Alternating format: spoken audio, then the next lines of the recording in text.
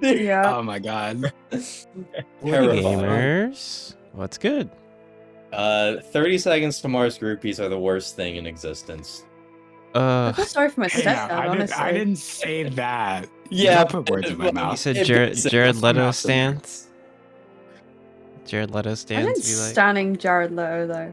Imagine standing a 50-year-old. truly. Imagine standing. There you go. Excuse me, Stan John Cook.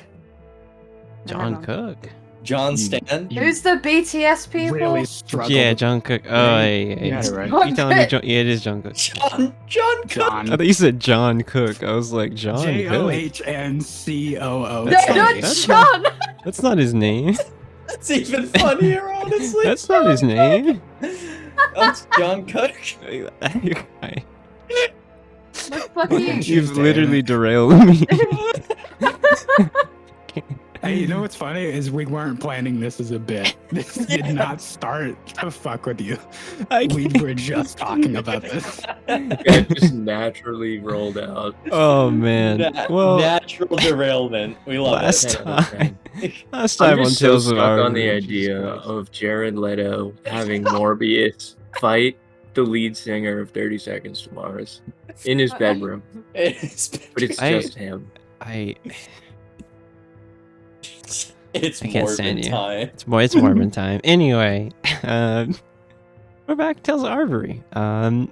Last time on Tales of Arvyre, after resting from the battle at the docks, the party returned into the city, and got some rest, and kind of wandered about for a while the next day until remembering they had a meeting with Dunn and the free roamers. Going over kind of, as they got to the apartment, they went over everything that they knew about what was going on. And kind of talking over the mystery that unfolded before them. Dunn suggested that the two groups, the free roamers and the party, split on two different objectives. The free roamers were going to look in and track the movements of the Sahuagin kind of near the area of the city, and the party was tasked to find a member of the consortium so they could be able to present their case to the authorities. And that's where we left off. The party is split right now. So, No, my guy's still waiting on the waiting screen. oh, okay, I will. Appreciate that. Ta-da! Nice. I will move you guys over to the Alvin place. There we go. So, party split. What I will say is we ended with Cook and Yori, so we'll pick up with Velatha, Maros, and Eldrida. The last time we were with you guys were following two people dressed finely. Tabaxi, calico kind of tabaxi woman, and a finely dressed goblin gentleman. What are you all doing?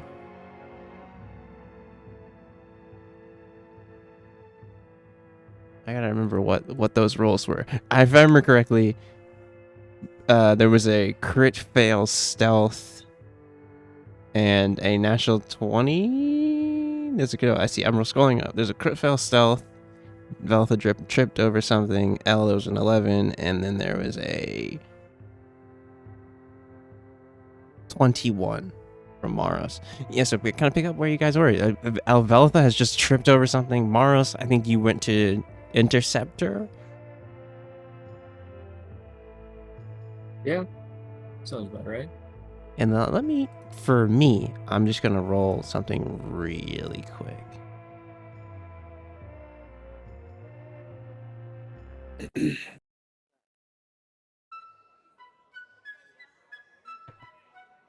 Okay. Rolling it for fun. Yeah, just for fun. No worries.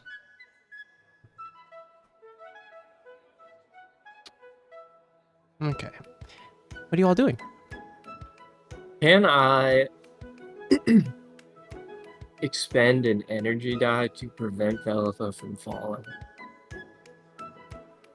Just kinda push Telekinetic nudge on her the back. shoulder. Yeah. Yeah, I'll allow that. I'll allow that Kinda you, as you see her falling, and it was at this moment, the goblin gentleman in a fine kind of blue coat turns and looks at the two of you. He's like, and I think that's probably when you can intervene. You can burn your psionic dice for sure.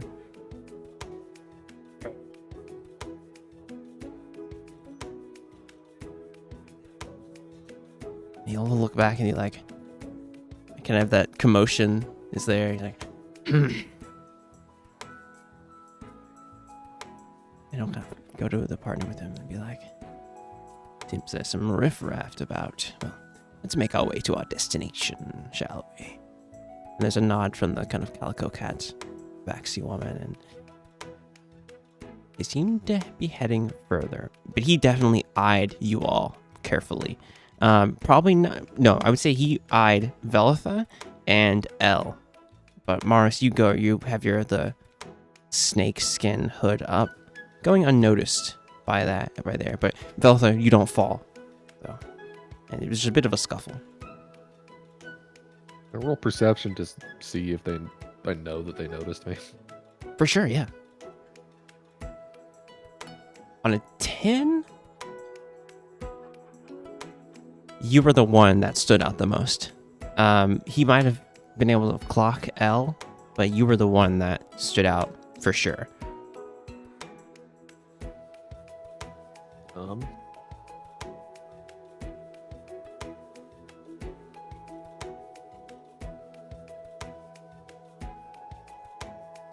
I'm gonna motion to Elle and Maros and be like, "You guys go on ahead. I'll trail you. I know that they saw me."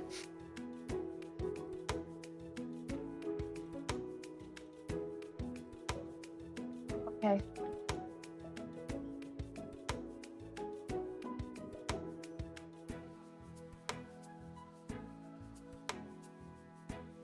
All right. Well, what a Maros. Oh, I see Maros. Yeah, pizza. Elle, what are you doing?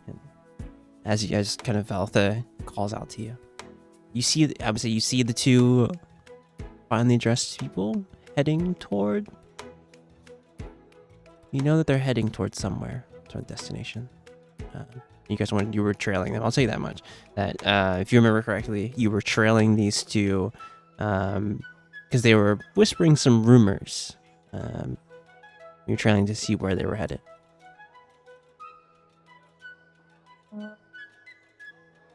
I don't want to draw too much attention to myself or anybody else. For sure.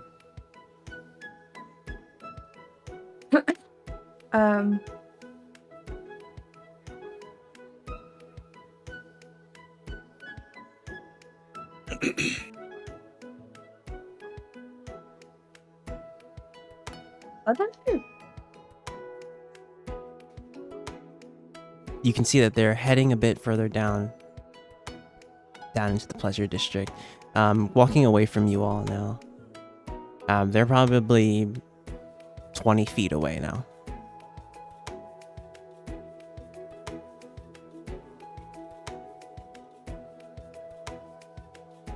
What do you do? Wait, who am I with? Sorry? You're with Maros, Velitha, and that's it. Maros and Velitha.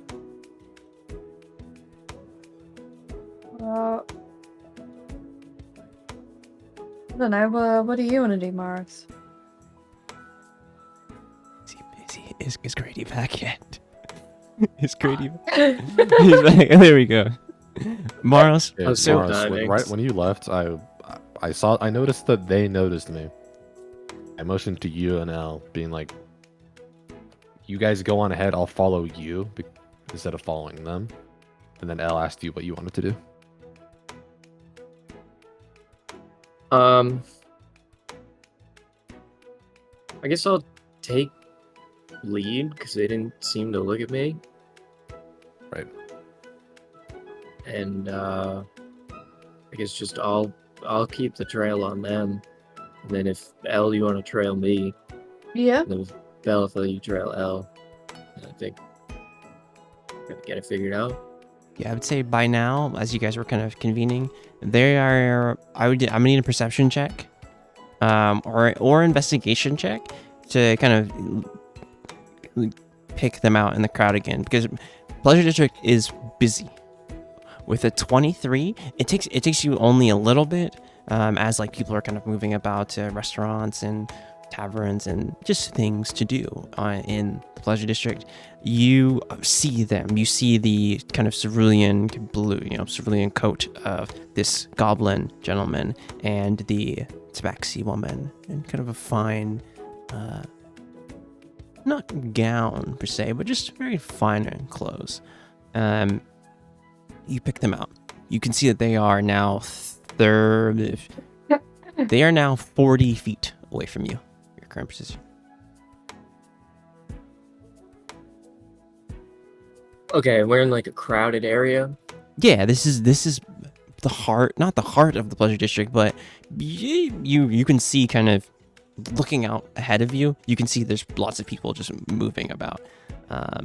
Is there some sort of like table or I don't know, somebody dancing or something in between me and them? Not.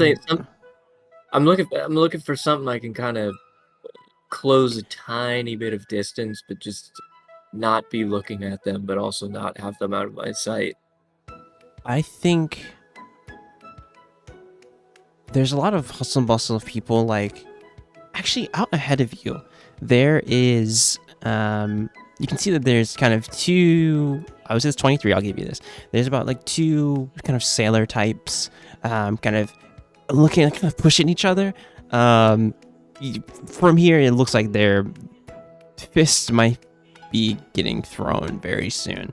And there's people kind of like, yeah, kind of egging them on a bit.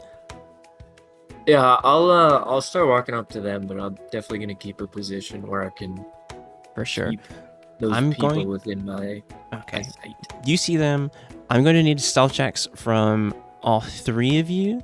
This will be kind of a group stealth. Can I roll an advantage since I'm trailing them, Let's not turn hardware acceleration. not the actual people? For sure. Yeah, for sure. So I'm really far back then. Yeah, I'm that's fair. So it'd be a normal roll for Maro. Well, it won't be normal. It'll be an advantage because Maro has the snakeskin Gonna come hood. through for some reason. 14. 14. Okay, good. I think the DC is about there. It's about like a group for the group. It's We're about both like made it. 14. Yeah. Also didn't come through, but I saw it as I was looking over. I don't have Yeah. the tab open. But yeah, we both got What is 14. up with? I don't know. What is up I feel with When like you advantage roll- not sometimes when you rolling roll, sometimes when you roll multiple dice, it doesn't come through. I don't know why. Yeah. So 14. So Maros at the front at 12. Okay. This is good. That means more successes than failures. As you guys head through, even though the goblin, you see him look around, like being guarded in the Pleasure District, knowing that the area can be a little sketchy from time to time, but you see him move Is that through, advantage? head down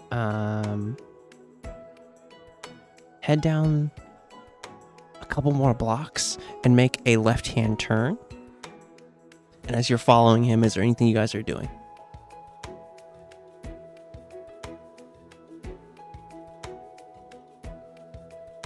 You kind of see that the Mars, as you walk by, the two sailors are kind of fighting with each other, exchanging a few blows. Though it doesn't seem like it's getting too crazy. I'll leave them alone and continue following. For sure.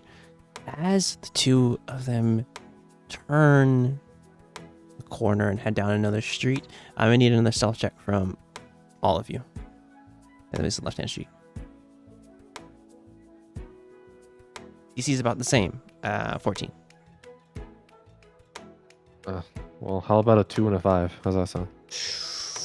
2 people passed, Smile. That's right. 2 people did pass. As you all head to the corner, the goblin still guarded. I would say, Mars, you definitely see that he is still guarded here, but heads down the edge of the street, and that's when you see it in front of him. You see a large tavern. There's a lot of people going in and out of it. Actually, Elle, if you remember, you've been to this place. Actually, I think all of you guys have been here, correct? When you first went to look for Dunn, you've been to this establishment. You see before you this large 3-story tavern, and you can see to like that in the front. You see it's big, but you know there's lots of space toward the back as well. Lots of things for lodging and things. And as you turn and see the beautifully carved sign, the Sea's Delight, you see that the goblin and the tabaxi have stepped in. What are you all doing?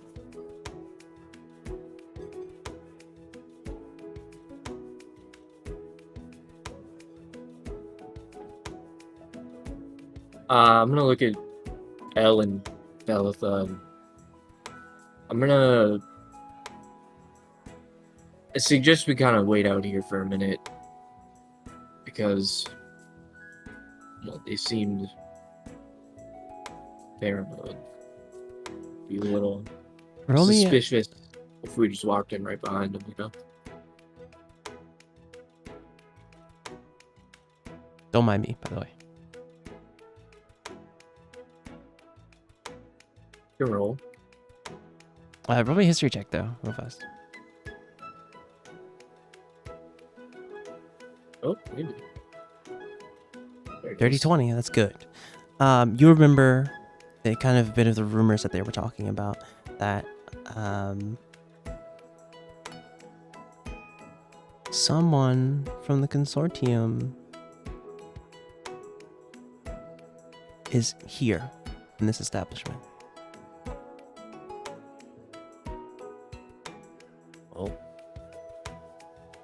They didn't outright say it though. It was more like, oh, did you hear that they were appointed to the consortium? And there was a bit of intrigue about this place. They were going to check it out for themselves. That's the kind of vibe that you got from it.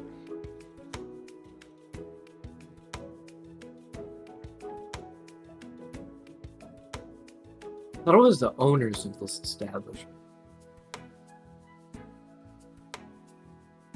What'd you say? I thought they specifically said it was like the person that owned this building or tavern or whatever. From what you remember, yes, you think that was the case. Okay. I don't know. I still feel like, if we just walk in and then the people that we were following are just like, hey, you're following us. They want to start like a bar fight with us. It's probably the wrong foot, for political ties.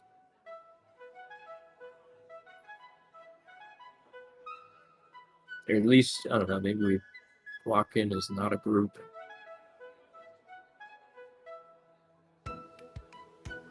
What if I go in because they saw me? They're like, and they'll think I'm following and they'll try to get rid of me, right? Then you guys go in after and they won't suspect you. Really? Fair enough. They've already got rid of the person that they know for sure was following them. Yeah. What's the worst that could happen? Bella takes out 1 gold and puts it into her buteo jar for tempting fate. Yeah, what's the worst that could happen? As it clinks into the jar. There's now 4 gold inside there. Mm-hmm. Fate sated. But who's keeping track? No, not me. Anyway, how's that plan sound? Yeah. You guys can just like wait right outside the door in case it goes south and bust in. But We're not gonna get much sitting out here. Yeah. I'll follow shortly behind. He'll let the door close for a minute. Alrighty. Back open.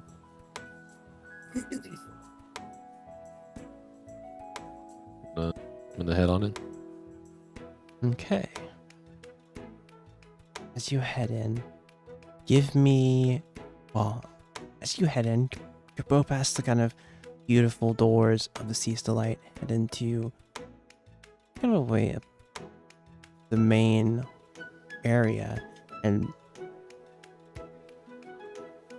I forget if Velth has been, Velth has been here, I think, right?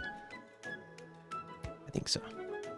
As you step, Yes. I think, oh yeah, okay, good.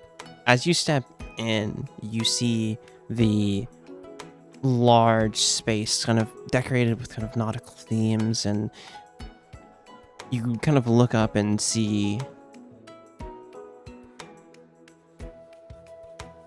the kind of elevated on the sides, all these booths on the sides, and then you can see the next floor kind of up from here, and there's a large bar in the main area. Kind of there's this large, almost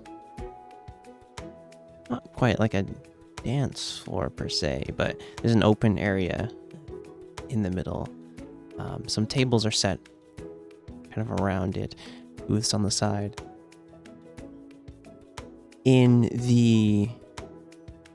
As you look up, you can see all of those kind of art and things. And you see there's also kind of a place where kind of dancers could be up there as well, but they're not up there right now. It's still kind of early, right? You left, I forget what time you guys left Dunn's place, like afternoon? Yeah, it's One. not super late. Yeah, it's not late yet. You know that right now it's busy currently. There's people getting served food and things like that. It's busy right now, but you know at peak hours it's going to be insane here.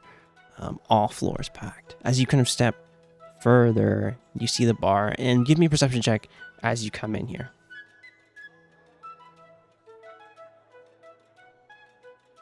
13. They're not hiding. You do clock sitting in a booth to the kind of back right of the first floor. There is the Tabaxi and Goblin.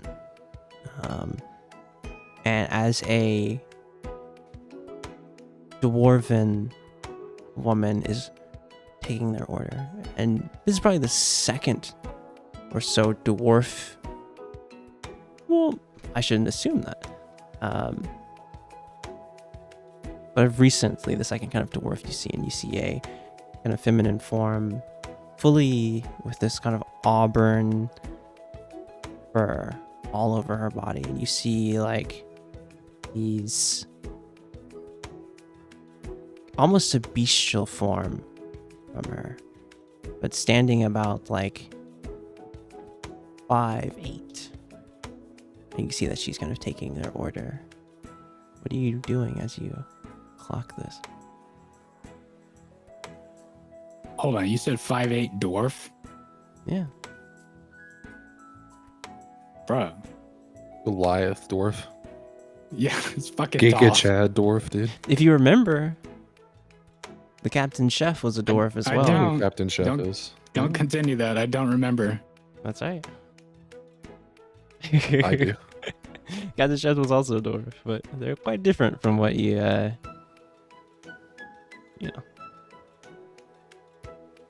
dwarves in other fantasy. But anyway, I'll continue. What are you doing? I'm gonna go. There, you said they're like at a table or a booth. Yeah, or at a something? booth. They're at a booth, like one of the booths on the side. Very fancy, kind of shell shaped almost. Have they not noticed me? This is great. Hmm. I'm gonna go sit in a booth close to them and be very obvious about it. Roll me self check. For sure. Self check. No, I'm intentionally failing. Okay. Yeah.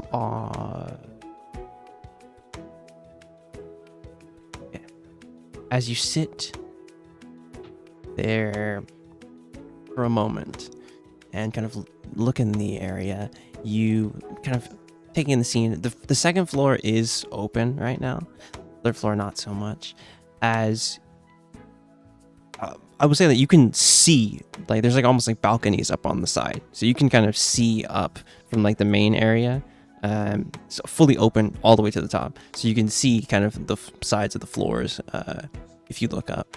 At the large bar on the first floor, you would see kind of familiar fire genasi woman.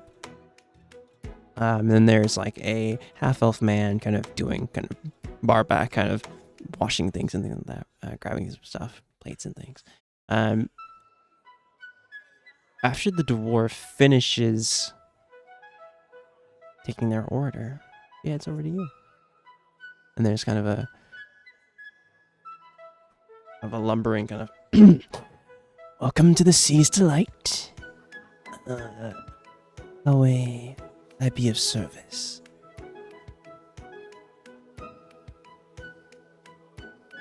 I decide how obvious I'd be.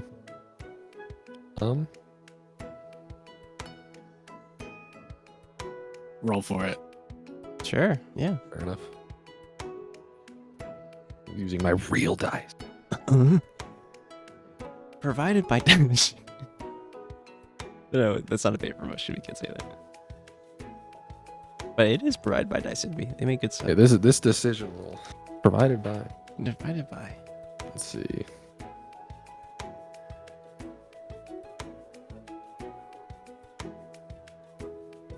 That's the most useless shit. It's like middle of the road. All right. Anyways, I'm just gonna. I'll have with the table behind me, Savin. Very loud. Do you know those guys? They come here often? Regulars? Recognize them? Give me a persuasion check. Who are they? You're so low key right now. I know, you need a persuasion. What are their names? I cannot believe this. 23. You see her as you look at her. And kind of see her green eyes kind of flash for a second and look at you. She's like, I'm not supposed to tell, but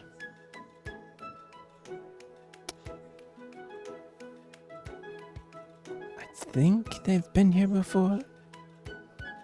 I know the goblin gentleman's been here before. I can't really remember his name. It was later on in the shift. It was during the busy time. So, but,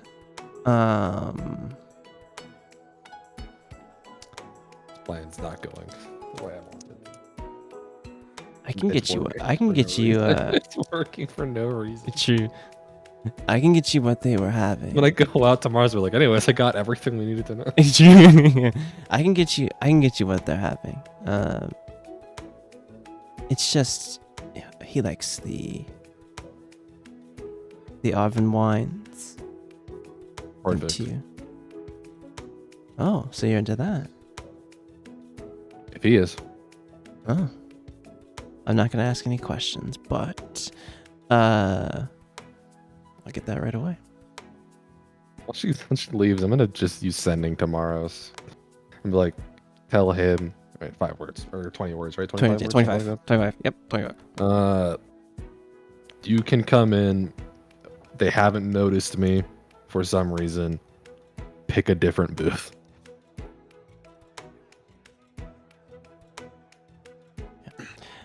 All right. Have you able to spare? Yeah. As you get that, you can send something back for sure.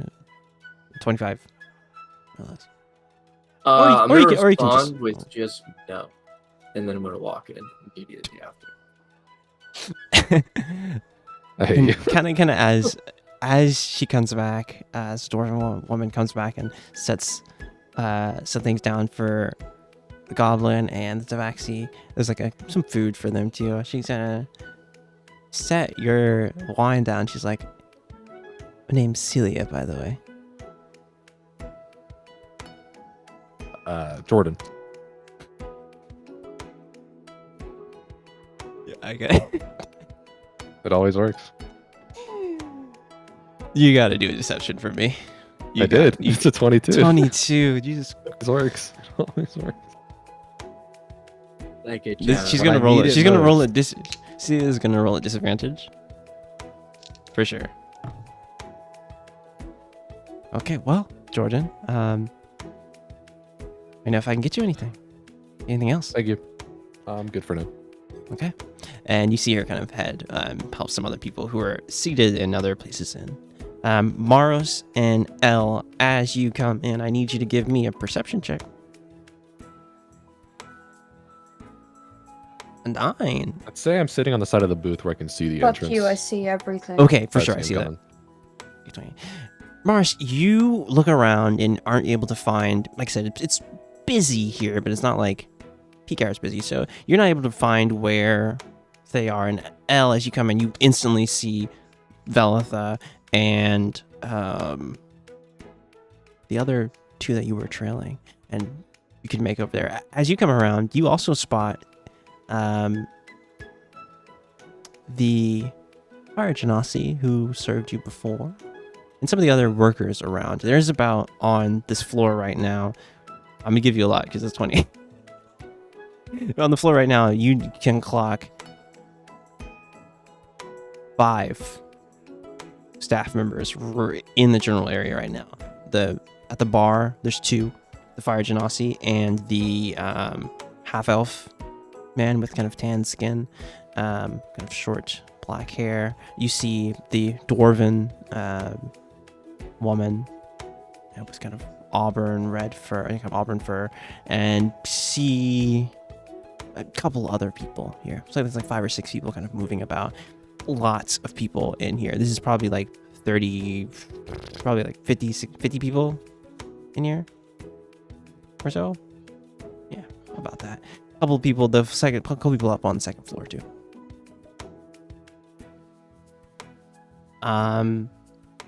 What are you guys doing as you step in?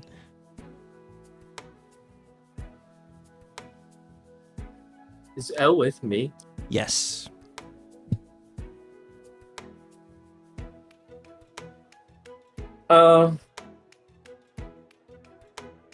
I'd say Maros is just trying to look around, trying to figure out where the people who were following sat down, so try to sit within earshot of them, but not having too much success.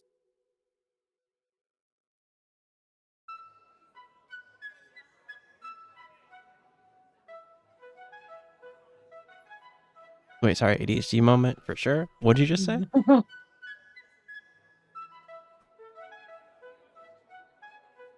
Maros? Does he know? Does he Hold know on. what he just said? Did all of us have an ADHD moment? Excuse me, shared we're saying- collectively? Could not Our Alright, hear the what you just focus ain't there today. Our We just had a neurodivergence collective- just synced right There was now. Hey, the rifts. Hey, Matt. What? As you're walking in, what are you None doing? of Sorry. us know what you just Said. Yeah, I just literally zoned out. I'm be real. Okay. So as Maros walks in, Okay. and is looking around, trying to figure out, not too obviously looking around, but just trying to get eyes on the people that we were following originally, For sure. It's so I can har- try to sit within I would say earshot. on a but not 9, great. it's hard for you to find them. You do see Velitha though on a 9. I will give you that on a 9. You see Velitha like in the booth looking at you, I would say. Elle Yes. like is heading. I'm not motioning or anything, but I'm looking directly at them. Yeah. All right. So there's a moment where you're like, I okay, and then you're try like, to oh. sit on the opposite side of the building from Velitha then. Sure, yeah. There is, like I said, there's a couple of booths in here, or like on the sides of the main area. Then there's a couple of like tables in that main area. You know that they're probably moved out of the way for dancing and things later. And for the dancers who kind of hang on the top of the ceiling, so kind of from things from that. But yeah, you can find a place anywhere for sure. I said there you're in the back right. You could go anywhere else in the main floor. There's also the bar as well, like the main bar too. I'll grab a seat at the bar then. Yeah, sure. Elle, what are you doing? You clearly see the people that you need to see.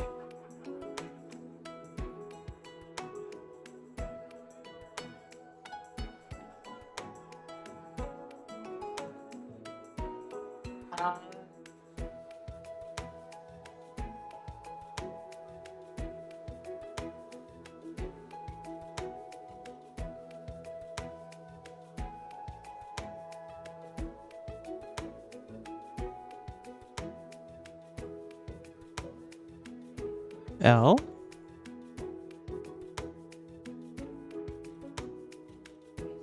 Jazz, you okay? Yeah? I don't...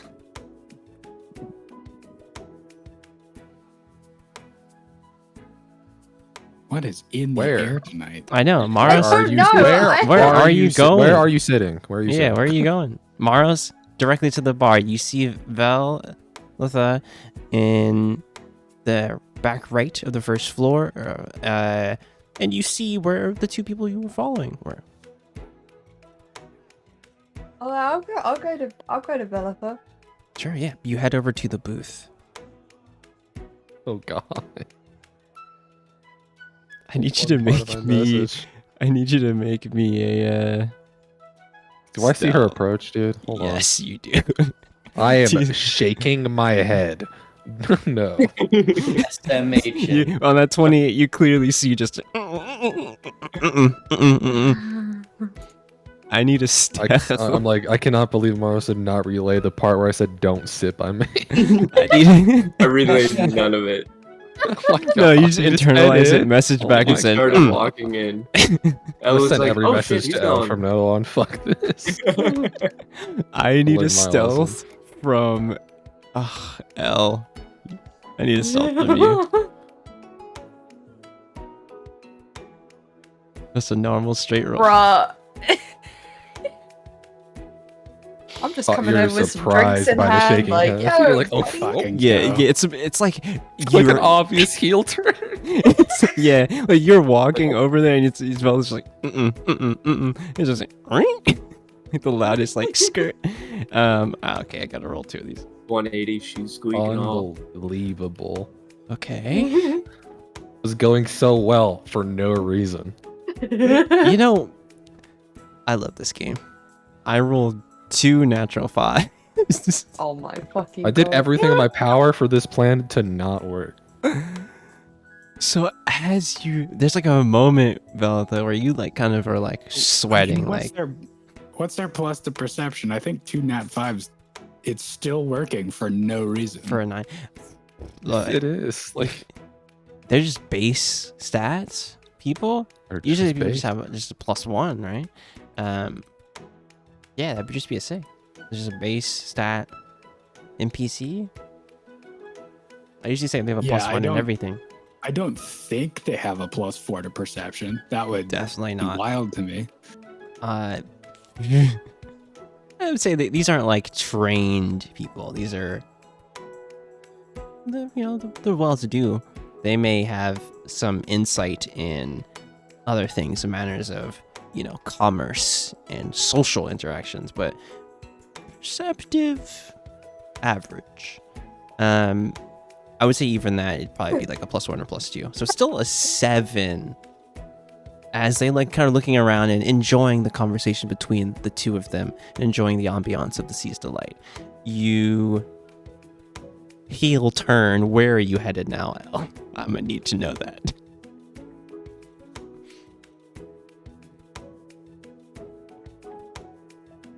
You know what? I am on the top right, like the back right corner of the bar. Maros is at the bar. Where are you going?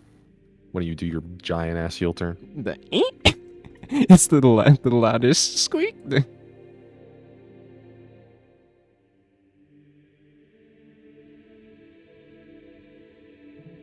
Jasmine. Yes. Holy. Wait, where you going? We need to have an in-game, an in-character name change to Jasmine so that you hear us when we talk. Get your Where are you going? Well, not to you. Great. good. To Like, everyone else, I I fully guess. support this decision. Back to Maros. Oh yeah, you head towards the I'm, bar. not, I'm Mara? actually not on TikTok, like dead ass. I promise you. I know it's just you're not hearing L as your name. Yeah. I can tell. Yeah. My brain isn't computing it. It's fine. As you turn, That's Mars. all the sage jazz for the rest of the This session. game is so fun with 6 people who have ADHD. Yeah, it's You great. really should. You guys all straight up. Yeah, hey man, I got Yeah, enough. I'm I gonna got go enough see hyper Mars. focus just at DM Every right now. single one of us is trying. This stream is Arthur, sponsored by pretty Go to the fair. Doctor. You go to the doctor and get checked. You know, make some Help. decisions. Make some Arthur, I'm pretty decisions. sure when I'm you just blaming, said the heavy sign dodged, I was just sitting staring at my screen I thinking need about all of you to get nonsense. an Adderall prescription. Tales of Adderall. Bruh, Truly Tales of imagine Adderall. productivity once everyone's on Adderall. True. We would be Uh, the most We'll just be productive ripping party through of this. all We're gonna be time. taking a break at We would have been on 6:30. like season 12 by now. True. The campaign would be over. Yeah, we're All right. What's that As fucking meme where it's like the short Can you guys book play on and the Thursdays? tall Like- book? oh yeah, I've seen that. The fucking massive book is just Tales of Arvyre, and then the short book is Tales of Arvyre, but any of the players But are we're all medicated. literally. even one of them. Hey, listen, I'm Just medicated. one. I'm medicated. We need more than one. True. Okay, I'm still happy for you. But the thing is I forgot to take it. I just barely took it. Yeah, So that's why. exactly. All right, so what you're saying Oh. is you're not. I am now. That's why I didn't hear Maros earlier. Maros, as I hear Maros you like, I gotta take it. as you're at the bar, what are you doing? You see the fire genasi woman, kind of long, glowing, kind of almost burning like mildly kind of scorched embers. Like you see her kind of look over and eye you. Just like, and kind of go over like, oh, welcome to the Sea's Delight. How may we serve you? You guys have any stouts? Yeah, I think I can grab something like that. You have like a coffee stout? Ooh. You know, I think I just ordered something like that. Let me check. And she'll look at Maros is speaking my language. she'll look import over for at sure. she's like, Milan, did we have kind of stouts? Did we get that something like that? And he'll look over. This is the kind of tan half elf. He's like, yeah, I can go and check for you. Okay. She's like, oh, okay, well then I'll have that in a little bit. Anything else you wanted to get? I think at this time, Elle, you come up next to Mara. She's like, oh, good to see you again. Hi. And you see her kind of, give me an insight check, Mars.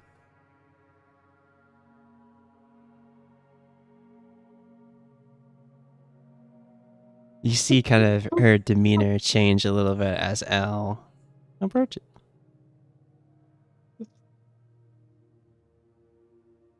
You two acquainted? You fully saw her walk into the bar, away from the bar, and then veer towards you.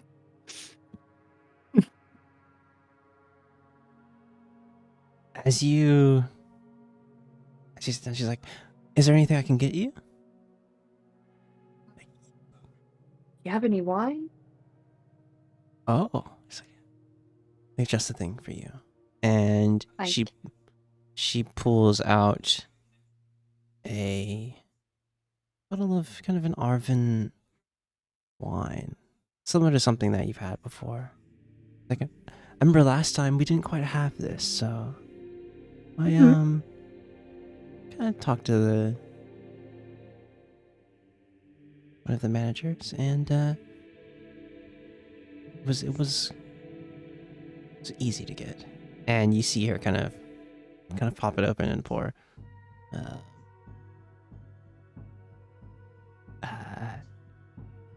And kind of Milan comes back and kind of pass the stout for you, Maros, as well. what brings you to the Sea's Delight? She's kind of getting your stuff. She's like, oh, and that'll be, should I open a tab or should I just ask? A tab is now. fine. Sure. Is it under, oh, you two aren't together, right?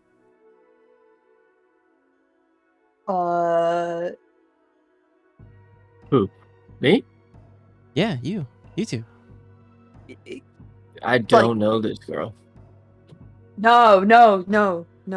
Do I not know. I need to say. I need a deception at disadvantage. Oh no! For sure, at disadvantage because like no. you're getting I blocked. want to try to overhear this conversation. Yeah, perception for sure. Oh, you 15. could wait. No, that was an advantage. Fuck. Even Wait, how at do I do disadvantage? You disadvantage? got I said a 23. Yeah, it's a disadvantage. Oh, fuck. Yeah, Do I hear it? I think it was more for like for you to block Maros's kind of trying to do this. And there's a moment where she's like, "Oh, you two are." No, you she two- fully agreed though. Oh yeah. Oh, so you guys aren't together? Okay, cool. Well, I'll just open up separate tabs. Yeah. And you see her kind of head back, and the other people down at the end of the bar are kind of calling for her. She's like, "Oh well, let me know if you need anything else." Did I hear any of You this? hear from here, for sure. I'd say you hear her kind of say, "Oh, there's recognition in the kind of bartender's voice," and you kind of hear her ask like, "Oh, you guys together?" For sure. Kind of during the hustle of the kind of the noise of the other people who. All right, I don't want to do anything. I just wanted to know if Veltha was like disappointed in character or not. And she is. For sure.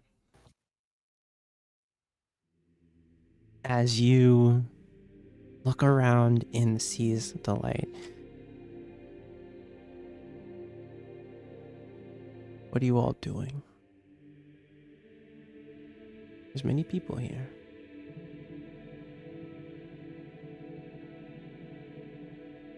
I want to listen to the people that I sat by. Sure. The people we're spying on that we trailed. Sure. What are they saying? Tell me now. All of it. This is good. True. It is good. Real.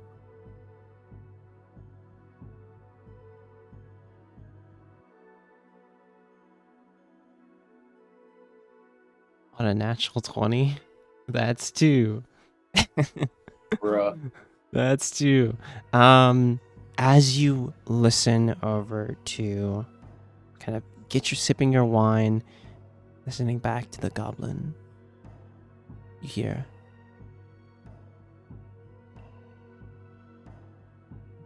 Ivan. So, thank you for taking me here. It's very nice. I wonder about, the owner of the establishment. Is there... And you kind of see Ivan like, well, they are elusive sometimes, though they do hold the consortium seat now, so they have to be more public in that sense. But I have not seen them before, ever since coming here. They do know they like to make some entrances during the busy time, but I cannot exit from my affairs to come here during that time. You kind of see the Tabaxi woman like, well, what was their name? Do you know? I think it was... And then at that moment, you see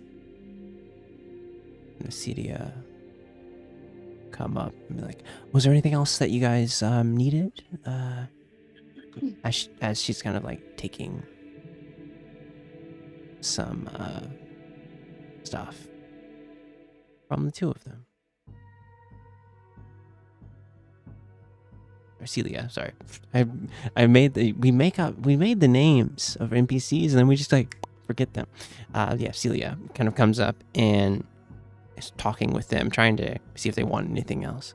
But I would say what you know is for sure that the consortium member is here, and they're are a bit elusive. So Okay. you didn't catch a name yet. They were like so close to saying the name, but got interrupted. All right. Maros. I would say there's there'd be initiative order for this, but we'll keep it pretty relaxed here. Maros, as you're sitting here, what are you doing? It towards your goal. I will say this is definitely a skill challenge. I'll just be transparent here. This is a skill challenge. You can use whatever you think will work here to find out some information. The investigation, persuasion, intimidation, perception, anything you think you could be able to use to gather some intel. As you Is sit the in the season. bartender still near me? So this bar is a large kind of almost U-shaped, kind of arc-shaped bar, and she's kind of further down toward the far left, serving some others. But you could definitely try. All right, I'm gonna slam my drink. Like just Just chug in it, one all of lick. it. I'm gonna need a Oh, yeah. Constitution saving throw. This is gonna be DC. This is like a coffee stout. It's like DC like 12 for sure. 12, 13, that range. Good. Ready for this? Meets it. You kind of there's a moment where it's like and there's kind of that like kind of wooziness after you finish it, and you're like, okay, I'm good. Huge burp. Yeah, Enter huge burp sound. true.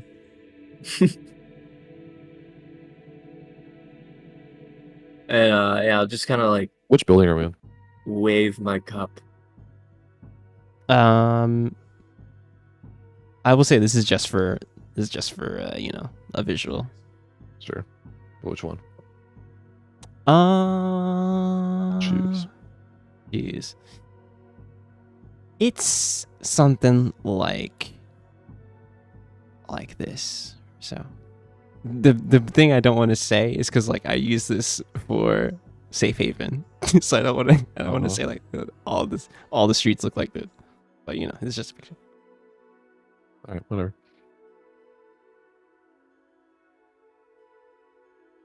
But yeah, as you slam the drink, what are you doing? I'm just gonna like kind of hold my cup out over the counter, like just kind of wiggling it. There's a moment where she's like kind of taking care of it. She's like, oh, okay, cool. And she kind of comes over to both of you and she's like, oh, anything? Did you want another? Yeah, I could take another one, but I was kind of interested in picking your brain a little bit. Who's the owner of this place? We need a persuasion check here.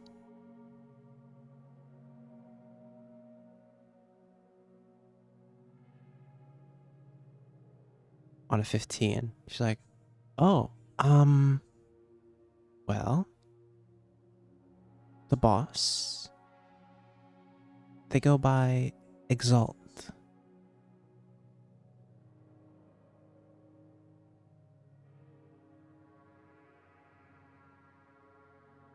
Okay.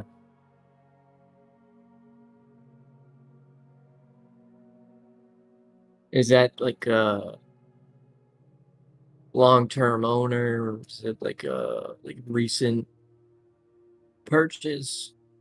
No, they started the Seas to Life. Yeah, they built it. They built it from the ground up. That's At least that's what I hear. I've only been working here probably about a year or so, but that's kind of what I hear. That's impressive. What a fine establishment. Thank you. I'll get you another one of these, and kind of just fills you up with nostalgia.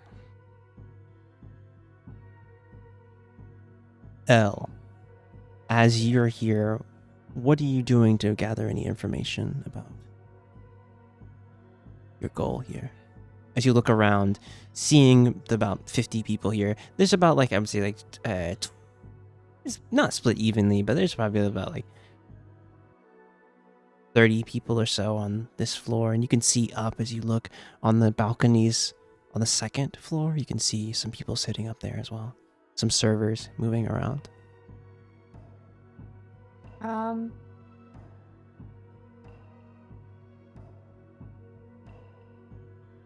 I don't know. Can I just uh, listen or? Yeah, sure. Roll me a perception check as you're listening around. 25.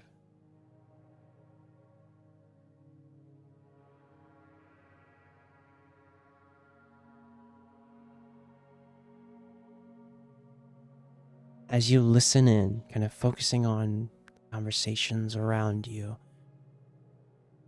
you hear one of the servers, kind of two of the servers talking, to the right of the bar, kind of toward back to the booth. You see one looking like it's. You see a human man, pale skin, in kind of a light blue, kind of almost like a server's uniform, and he's talking with a hobgoblin gentleman as well, and they're talking with each other. He's like, "Yeah, It's like, how long have you been working here? It's I know it's my first shift, but and this is the human. He's like, I know it's my first shift, but seems pretty great so far. Hobgoblin's like, it usually is. They can get a little rowdy later on, but you'll see. And there's a pause, and he's like, I know you kind of hired me, but who's the boss? He's like, you. Hobgoblin kind of narrows his eyes. He's like, well, you might meet them, but maybe later on in the shift, or maybe not tonight. They're a little strange. And as he says that, I need you with that 25. You see sitting at the right at a booth, kind of near where they're talking, a 5-foot, almost 5'5" Kinku, sitting there, drinking water, slowly, looking at everyone in the first floor. He looks over and looks directly at you, and it's that look of he's remembering your face. And you see him turn over, and as the hobgoblin says that, he kind of looks at him, and looks at the Kinku, and he's like, but I didn't really say anything like that. But keep your head down, be good to the customers, and you'll be all right, kid. It's like, oh, okay, cool. And the two of them kind of finish the talking, finish their break, and kind of head back out and kind of head onto the main floor. Beltha, what else are you looking for here to gather some information? As Because I kept listening. I doubt like it really came up very much often again. The people I was trying to listen to behind me. Yeah, the conversation changed to a bit of stuff that was like out of your depth that you didn't care about, like jargon about consortium laws and like jargon about like what trading companies are doing and yada yada yada. More like it's noble talk for sure. Things that bored you back in when you were in Korkaran. All right, I'm just gonna like.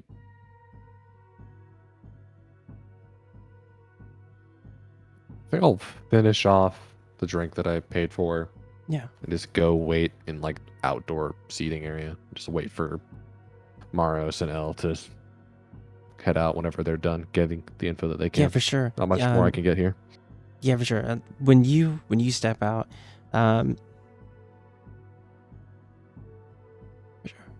as you step out, there is some like kind of outdoor seating areas here. Nothing too, actually, I wouldn't say nothing too fancy. There's kind of almost umbrelled off kind of sections here. There's some outdoor kind of servers out here as well. As you kind of sit out there, someone's like, "Are you okay? Are you okay, ma'am? Did you need me to get you anything from the menu?" There's like an outdoor kind of bar here too.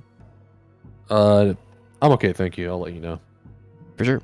And you see him just kind of head back to other people. That moves us to Maros. As you're looking around, is anything else? Elle, did you point out anything that you just saw, anything you just heard with Maros? Or did you keep that to yourself? Yeah. Okay. No, I pointed it out to him. For sure. Maros, you know that there's a Kenku at the far right, or the far, sorry, and not where Veltha was sitting, but a bit back from there, kind of towards where the servers and stuff were coming out of. There's just sitting on a chair, a Kenku, looking at everyone carefully. Is there an empty seat near them? No. It seems like they're sitting on almost like a stool.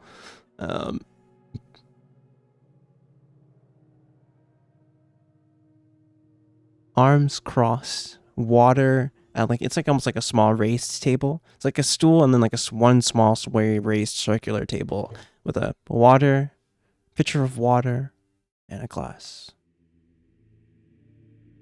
He's just sitting there.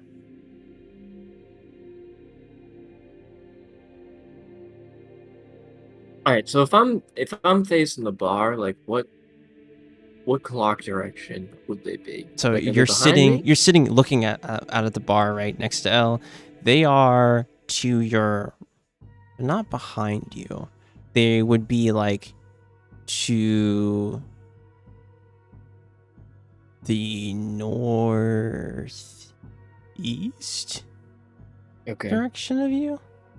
So like if you like leaned in the bar, like leaned back from the bar and like looked down the wide you could see a bit of them behind like a person. You know what I'm saying? Like if you like sat back in your chair in the stool and just like and looked over, you would be able to see them. All right, did I get my other drink yet? Yeah, she fills you up. I'll scoop my chair back like a foot from the bar. For sure. Let me just stare at them. At the, was it tiefling you said? Kenku.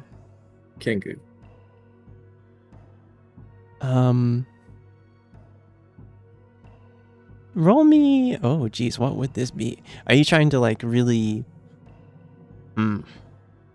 study them particularly? It might be an intimidating glare. Sure, roll me an intimidation check.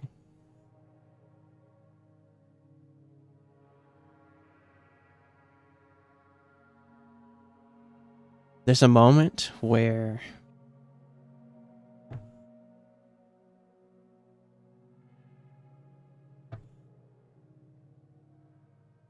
Oh, I forgot. I'm also slowly drinking this other stout. for sure. There's a moment where like he looks at you and then just like looks away.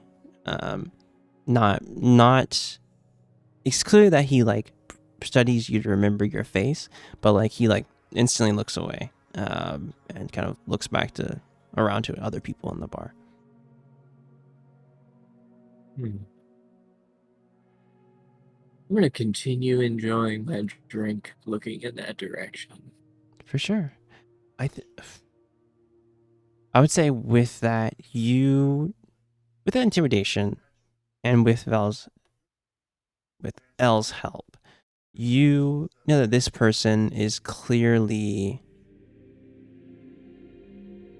though they held your gaze for long, it wasn't like they were scared. It seems like they were looking, they clocked you, assessed you, and then was just like, yeah, no. And assessing you weren't like a threat yet, and continued looking around. It just felt like they are kind of a guard.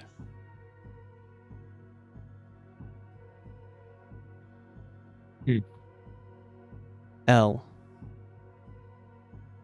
as you're in this place, you feel, well, you're close. Some information. Actually, you wouldn't know that. But yeah, was there anything else that you wanted to figure out as you're here? I mean, if she's right at the bar, she would overhear that conversation with Maros quite a bit.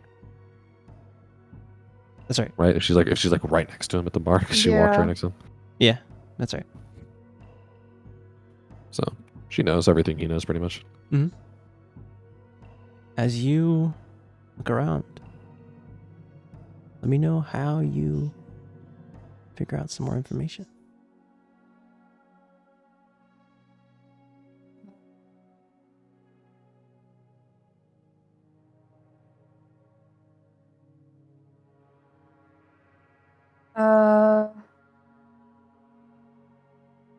Can I do any more listening?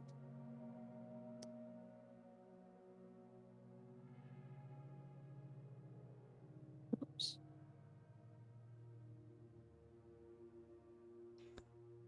I will say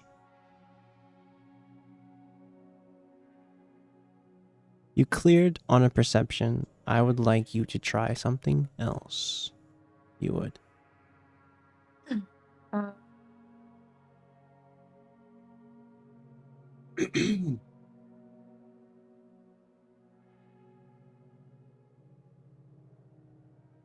Yeah, I'm stumped. I don't know.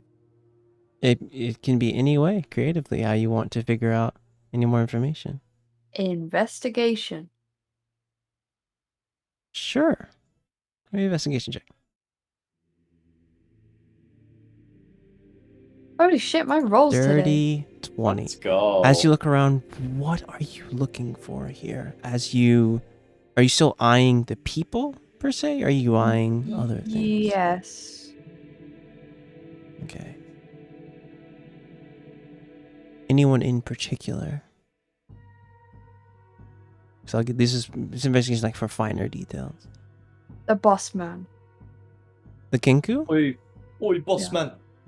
Boss As man. you look Nice over, nice one, mate. As you look over at the Kinku, I'll say details. You see, his hands are like wrapped, like with cloth, almost in fighter fashion. On the table, you didn't notice it before, but on the table there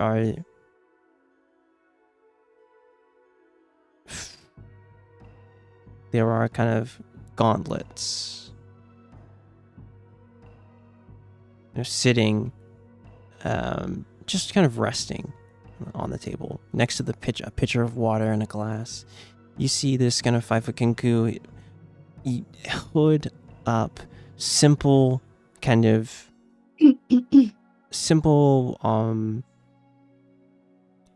cloak. You can tell that he is probably not wearing heavy armor, but light armor. And he's seen some battles. This is definitely a bouncer of some kind. As you look at him, he will look back at you. And there's a moment where the bartender comes back and notices that you're looking at him. And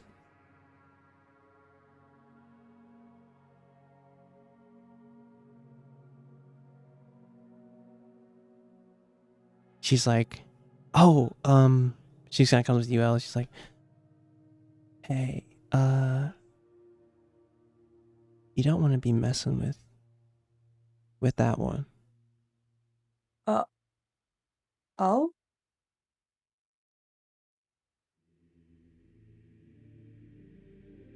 And that's Hillhurst. He keeps this place safe. He works for the boss.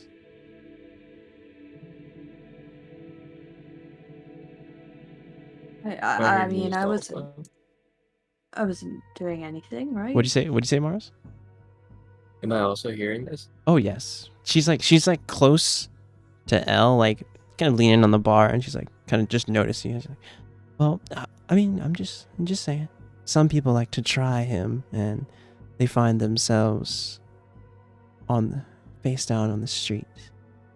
I'm just a word to the wise. Oh, thank you. I mean, I'll be fine. I wasn't, doing anything. Oh, I wouldn't think you would. Seem like a nice person. Oh, thank you. And as like you see this conversation, I need both of you guys to make me a perception check, Maros and Elle.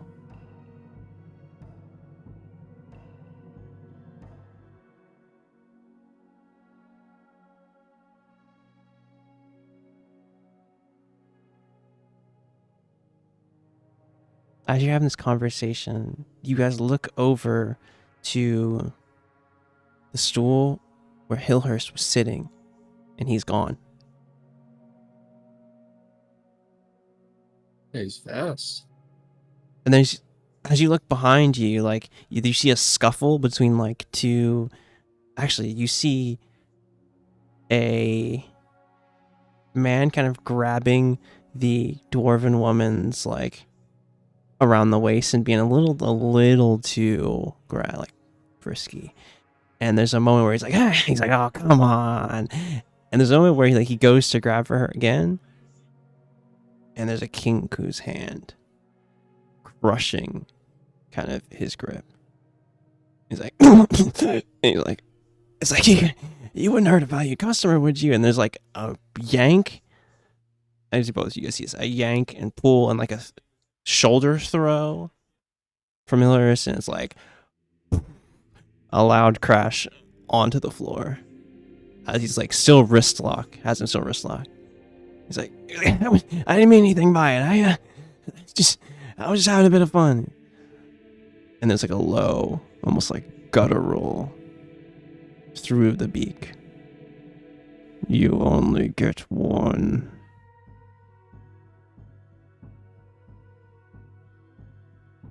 It's like, yeah, it won't happen again. It's like a release.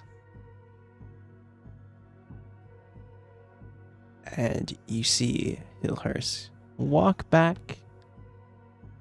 He looks back at Celia, and she just gives him a slight nod. It's like, goes back toward his stool and sits back down again.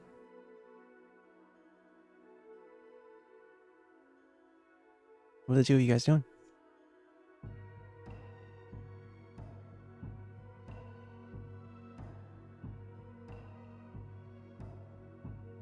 I mean, I don't really want to do anything.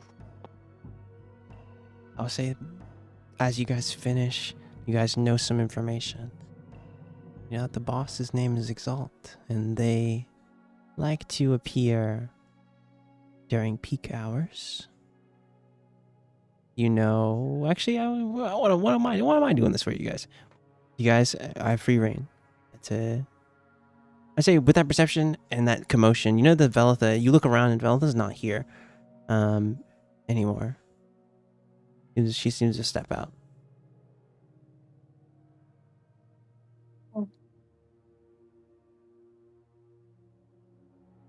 As Hillhurst is like, not heavy footfalls, but like, you kind of hear his claws hitting the wooden floor. As you see him sit back down. Still eyeing you guys, eyeing everything closely. Looks at you all again. Heads back to just casually watching. Takes a sip of the water, opens his beak and just like pours some water in.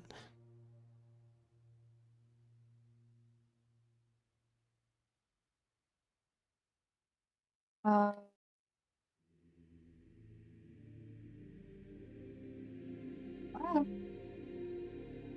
Yeah, I think I'm gonna do it again.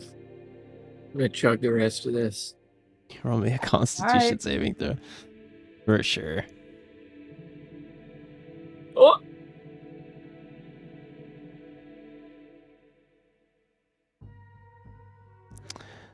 You're feeling it, for sure. I think the first one you're like, we're good. This one, you're still okay, but So you're full a belly. little tipsy.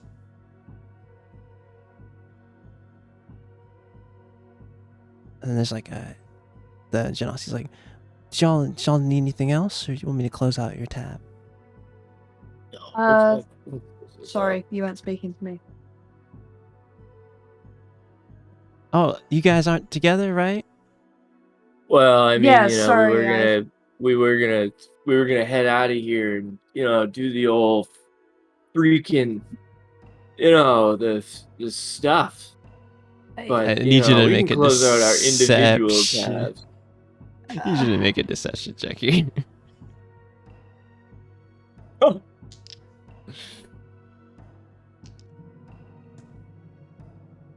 She'll look at L. I need an insight check from L, for sure. Sorry? An insight from you. Fucking hell, I just stay winning. 20. You do 28. You're getting all the good rolls out of the way. Yeah. There's a moment where like she kind of believes. You see her believe Mars. She's like, oh, it's like that. Well, I can take care of you guys. And Elle, you know that there's like a bit of disappointment there, and you know, she's like, oh, it's just another night here in Albin, I guess.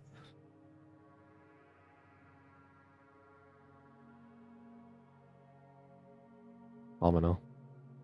But yeah, she'll close out your tabs. I need 3 gold from you, Maros, and a single gold for you, Elle. Okay. As you guys step out and look for Velitha. Actually, very easily, as you guys step out into the street, you see Velitha sitting at kind of the outdoor seating.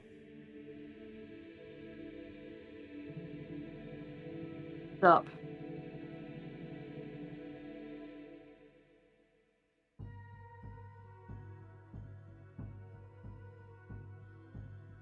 Yep, like I said, Velitha very easily recognize them come out. No roll needed for that. They come behind a couple of drunk patrons. Actually, when you did... Ooh, I need to... Actually, do you need a perception check from you? To hear the commotion that was there. Just from the outside. From me? No, Velitha. Oh.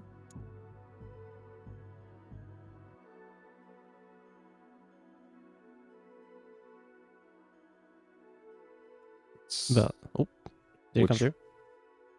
Perception, because there was a bit of a commotion prior to them coming out. Yeah, on the jury 20, you heard a thud from outdoor. You looked up, and kind of maybe not worried for a moment, but just like kind of like, what the hell was that? And coming out before Maros and Veltha, you see a man, very like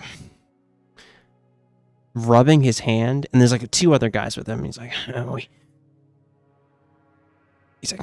I'm not coming back there again. And you can see him like clearly in pain, kind of rubbing, and on the way out. And Maros and Elle are right behind the 2 of them, or all the 3 of them. Sorry.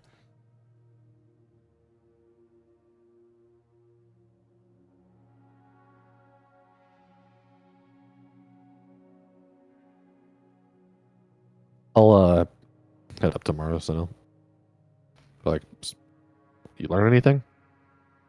Yeah, we get the owner's name. Oh, And nice. when they like to come by. What'd you get? I just people we followed were about to say these owners' names, but then they got interrupted and never brought it back up. Oh, So it's a good you got it. yeah. Oh, it's worked out pretty well. So I didn't get very much, but Sorry to make us look bad. I figured we made it obvious we knew each other, and I panicked a little bit. made you guys look bad. Yeah. Yeah. The bartender started asking questions, so I just pretended like we were hooking up. Oh, Yeah, all right. but worked out. Pretty sure she believed me. Can't believe me. Hopefully. Eldrita is traumatized apparently. Just quiet. Yeah, sobbing into her hands. Elle literally just like pondering everything. Hasn't Oh my blinked God. yet. Dare you? Still hasn't blinked. Hi. Hello. What's up? You good? I'm good. I'm good. How are you? I'm great. Insight check. Yeah, I'm gonna need an insight check for sure. For real, a deception. Oh, fuck. A deception for you, Elle. I won RP. Truly. Me. The You have to winner. beat a 19 I'm so on much deception. She's. Holy I would shit. say that for a brief moment you see like maybe she's not okay, and it's like you're like maybe she's probably fine. DM actually the modifier would just change, so it's actually it would be a lower roll. It would be a 10, so I win. Yeah, it would be Actually. no, yeah, Modifier itself changes. it's a moment where like you're like, is there something there? And it's just like, no. But yeah, as you guys are out on the street, you have some information. The name of, I would say, the name of the owner, Exalt, and a time, probably in a couple of hours from now, that they may present themselves to during the peak hours. This is probably after the docks close and when the pleasure district really starts getting crazy. It's like 6 o'clock time. 6 o'clock. Yeah, 6 o'clock. So you have I would say you have like probably a couple of hours to burn, and we will move over to good information gathering. Did not expect you guys to get a natural 20 like that. Okay, we'll move over though to Kookt and Yori. Yes.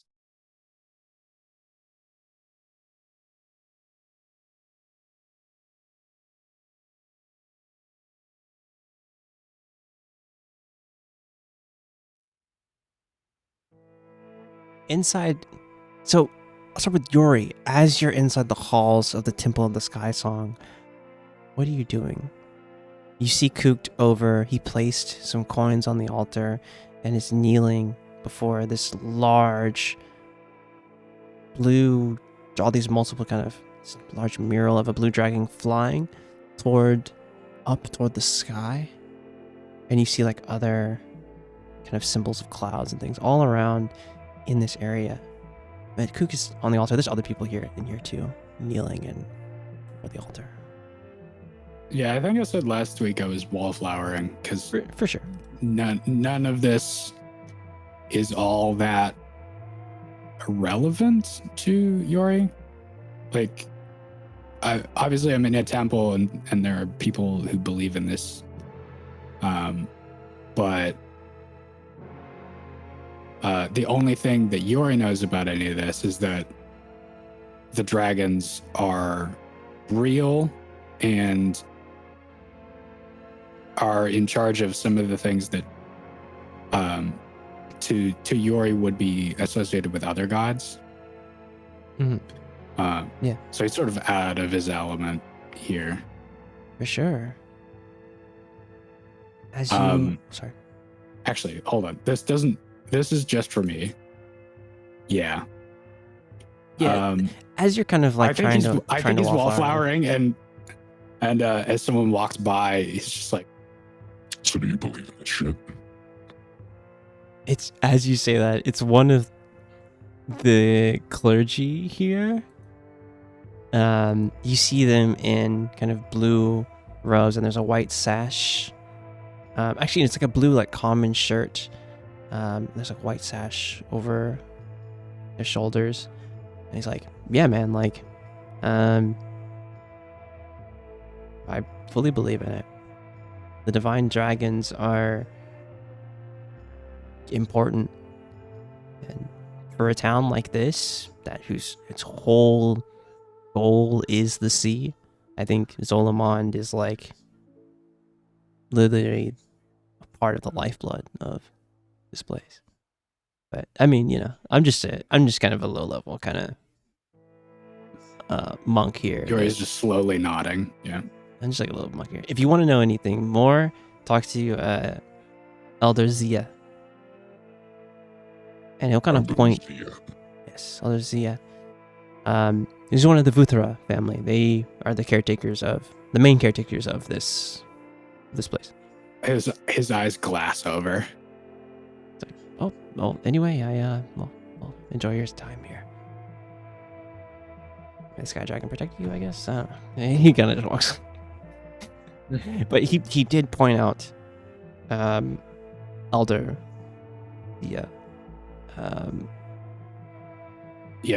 did they like point at a person or did they just yeah they pointed out Elder Zia, like he's talking with some other of the monks and like kind of going to some of the other people who are here, like, oh, I hope how are things out on the sea, and kind of you see him just so you see them like mingling around.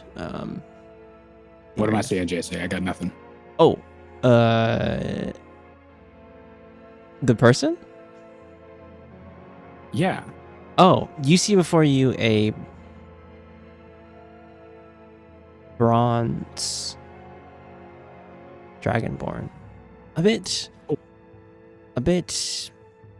up there in age, though still active. He's wearing the same kind of common blue shirt with a white sash, but he has a necklace with a kind of blue sapphire around his neck, and like one sapphire earring on his left side. So I guess we shall. You can see him talking with some of the brothers and some of the other kind of.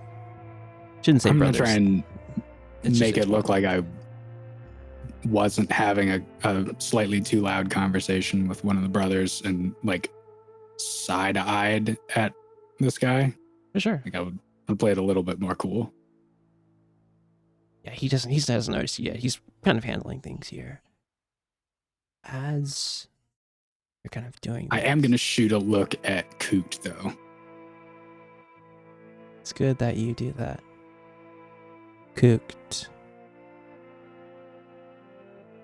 As you're beseeching the Sky Dragon Zolomon, in your vision, you see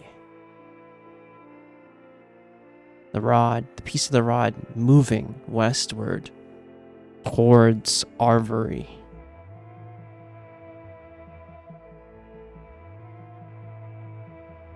And as following it, you see it crash into a beach.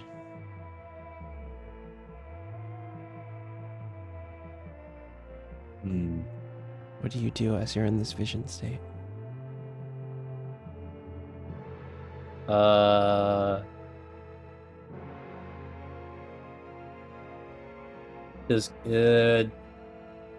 Can I roll history check to see if I might know the beach? This beach. Roll me a history check, yeah. It's an unfamiliar place to you. You go to look around and you think, like, maybe, but you've never really been to a place like this before. Can I roll investigation to see if there are context clues that might help me figure out where it might be? Sure, yeah, roll me an investigation. On a 14, you know that it's not anywhere near Albin, somewhere out. It's an island. As you look around and look up towards something, there's kind of a rock cave out before you. And as you are looking around, kind of from this vision state, almost like a fly on a wall, but seeing everything, you see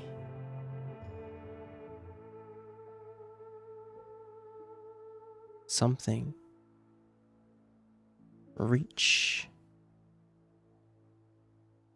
Actually, you see a scaled hand reach and pick up the piece of the rod.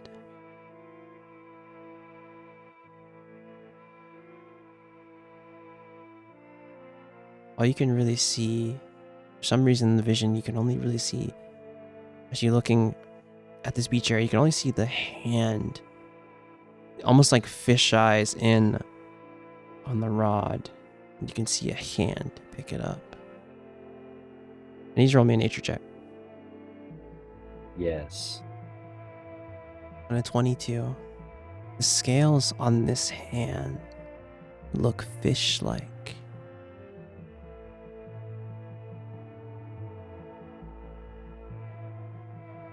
Are you going to look any further?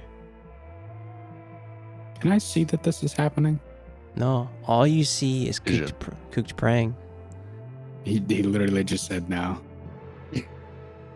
Oh, it's a vision. Fuck It's a you. vision, fuck you. It's a vision. Yeah. Um, No, as you look over, and you're like looking around in the temple, like you said, this really has no connection to you. All you see is the people in here, cooked, praying. You knowing that you have a goal in mind to get back with the others of the group, but you decide to come along and support Cooked. You're just waiting. Can I roll another investigation to see if I might know who the individual is? by Sure. chance? On a 10, as you go to look closer at the hand,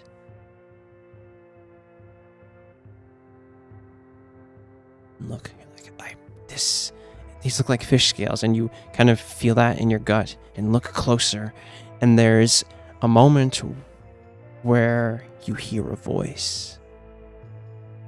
And it's not Solomon's. It's a feminine voice.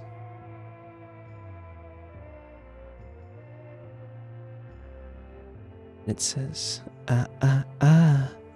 no peeking. I need you to make a wisdom saving throw. Oh god. Yeah, you fucked up, bro. Bro. This is why we don't go talk to the dragons, homie. What you do? Factual.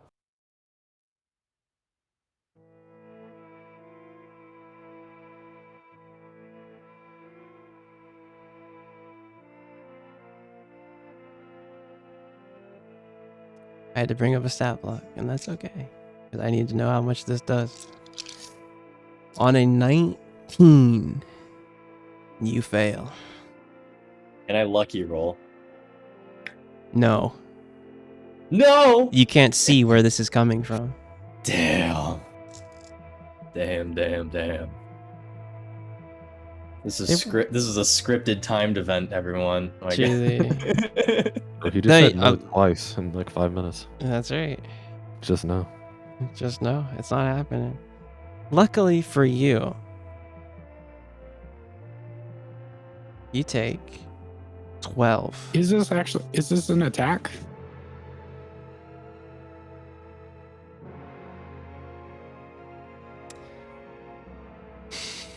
You are thinking really hard about this. Is this an attack?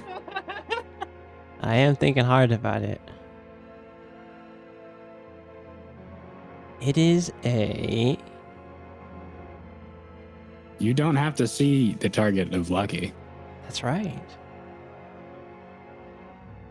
I will allow you to make the lucky roll here. Okay. I will allow it. There's a moment where you get a sense. That means you roll a d20 and you get to pick whether they use yours or theirs. Well, on a saving throw? Well, This is not an attack per se. This is an ability. It's an action ability. So who's making the save? Kooks? Yes, Kuku's making the save. Yeah. So he can re-roll the save. And he could, yeah. Okay. Well, let's see what happens. 16 Nope. still failure. As you there's a sense of panic where you're like, I'm seen, and you go to look around for where it might be coming from, and there's no one in sight. You take 12 points of psychic damage.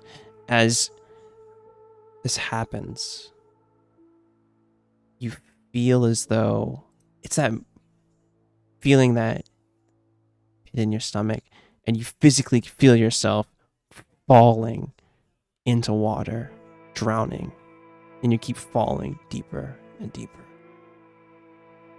Yori,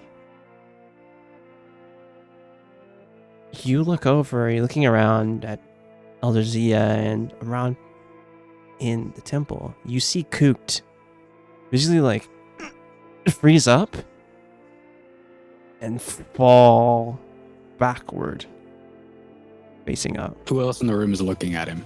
I'm going to roll with him as well. A couple of people don't see him, but there's one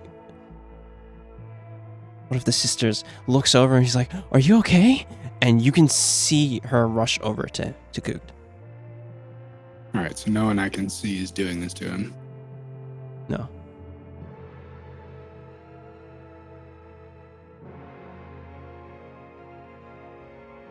He is writhing,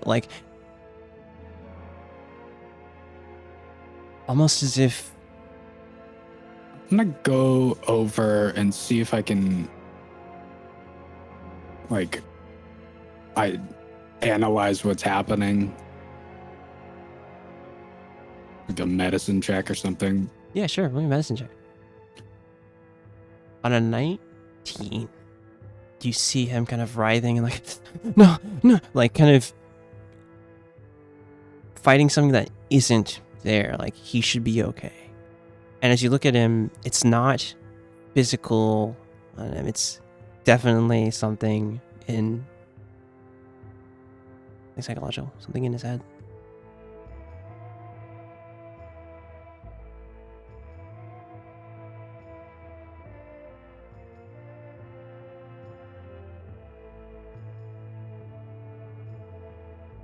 You want to use Divine Sense. Sure. As you look at Cooked, and there's another brother comes over and he's like, is he all right? They come to put move him not kind of in the main. Don't touch him. Oh, he's like, what? And as you say that, your eye, it's a usual glow, and you see the threads coming off of Cooked. Threads of lavender.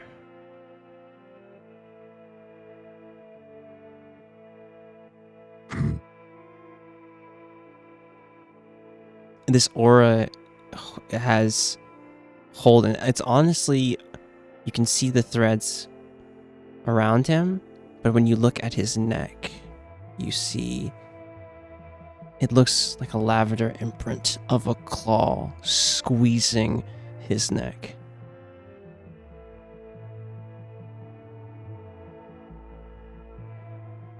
Cooked, as you're Yes. falling, what are you doing as you're falling deeper and deeper into nothing?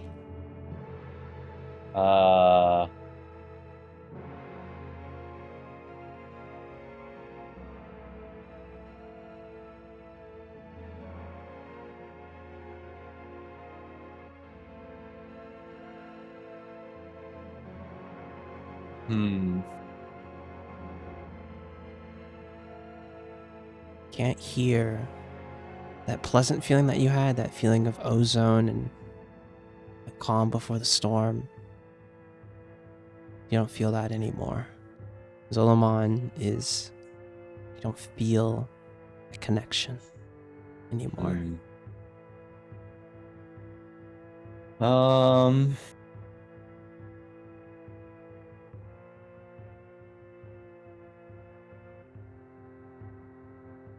Can I use Writhing Tide?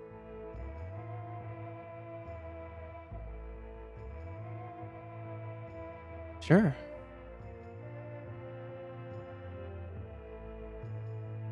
How does that manifest for you as you're falling deeper here?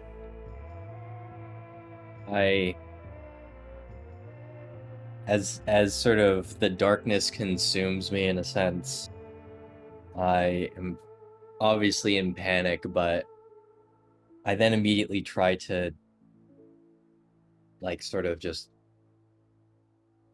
close my eyes and find a bit of serenity in a way, and sort of call upon Writhing Tide to at least stop me from falling. As you get back to a center,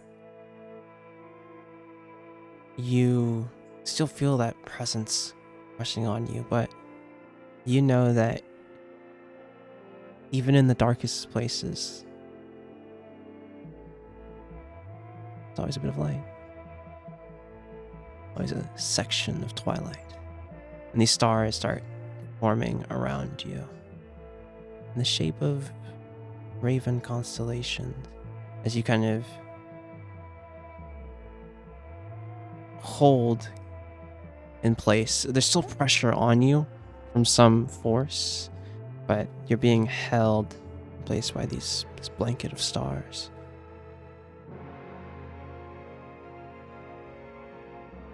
As Yuri was looking around for the divine sense, in the space like in front of his fucked up eye with the like red, like in the air in front of his face, these gooey, like molten orange glass eyes, like a myriad of them, open and look around in all different directions.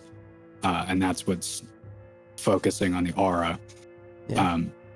As soon as I can tell that nothing like in the room is like, there's no hidden spellcaster behind a curtain casting whatever this is. This is something, I don't know what lavender means, but you know, it's all in his head and it's associated with something beyond this plane, I think is the feeling that I got there. Roll me a... Sorry, go ahead.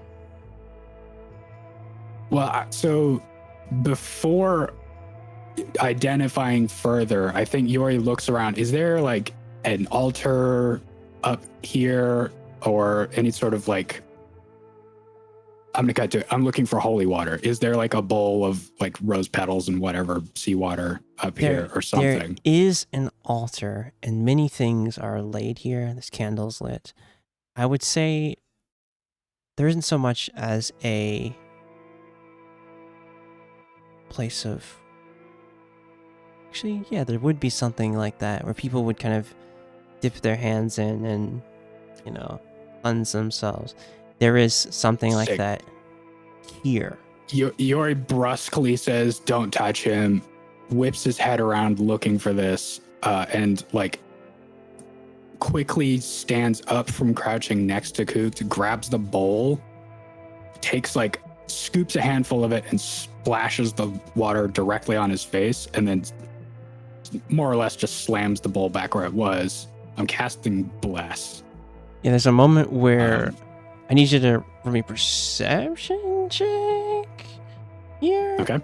As there's a moment where like Elder Zia sees you do all this and run. He's not run. He's an older gentleman, but like he will kind of quickly come. He's like, and kind of clock what you're doing, and you know that with your what you're doing right now, I need you.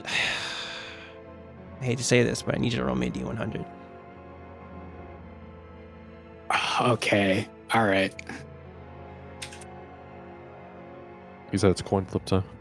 There's a moment where like you... I- I'm sure. Go ahead. I don't remember if that's good or not. 62 is okay.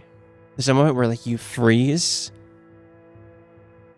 and think about like, wait, what if this doesn't work? That sense of doubt.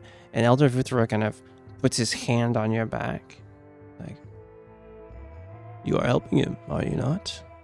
Let us do that. And you see him kind of also close his eyes and cast Bless with you. And he's like, the sky dragon protects all of his children.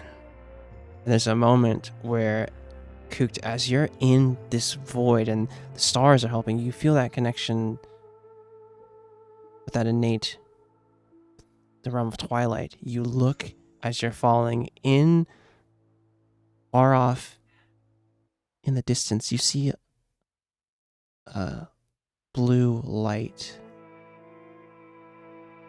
And you feel calm from it. You feel like you can maybe get to it. What do you do? I try to go towards it. Give me...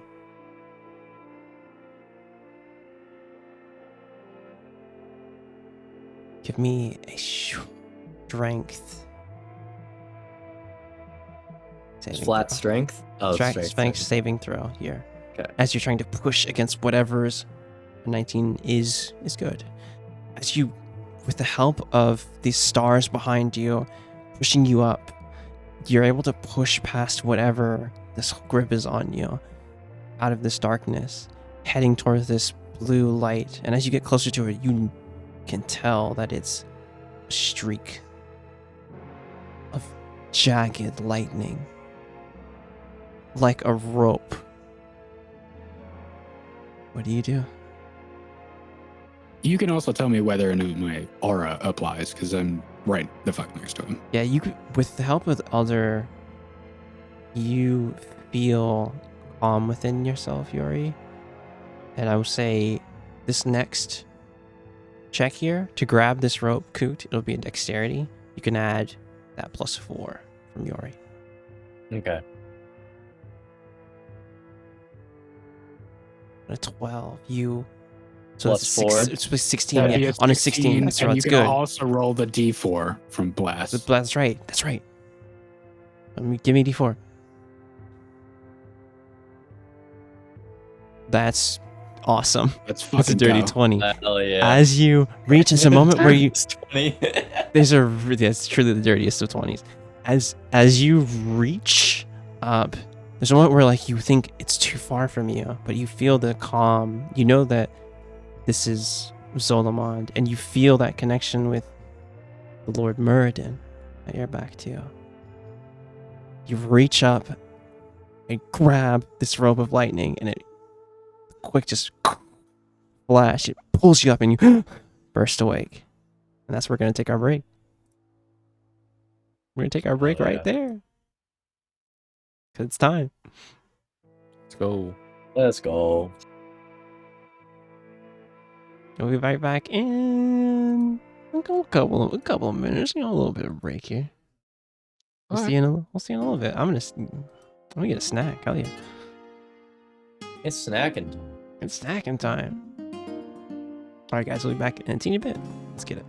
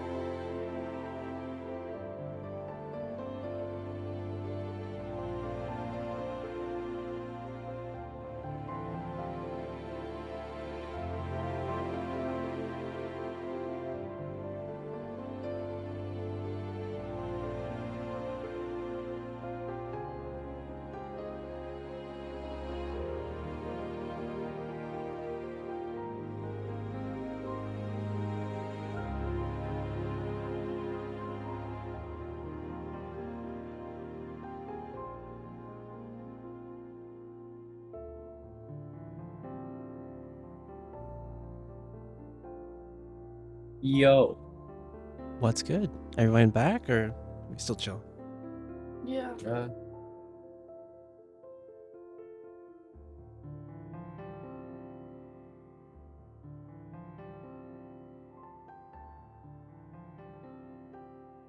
Couple of homies. Everyone okay?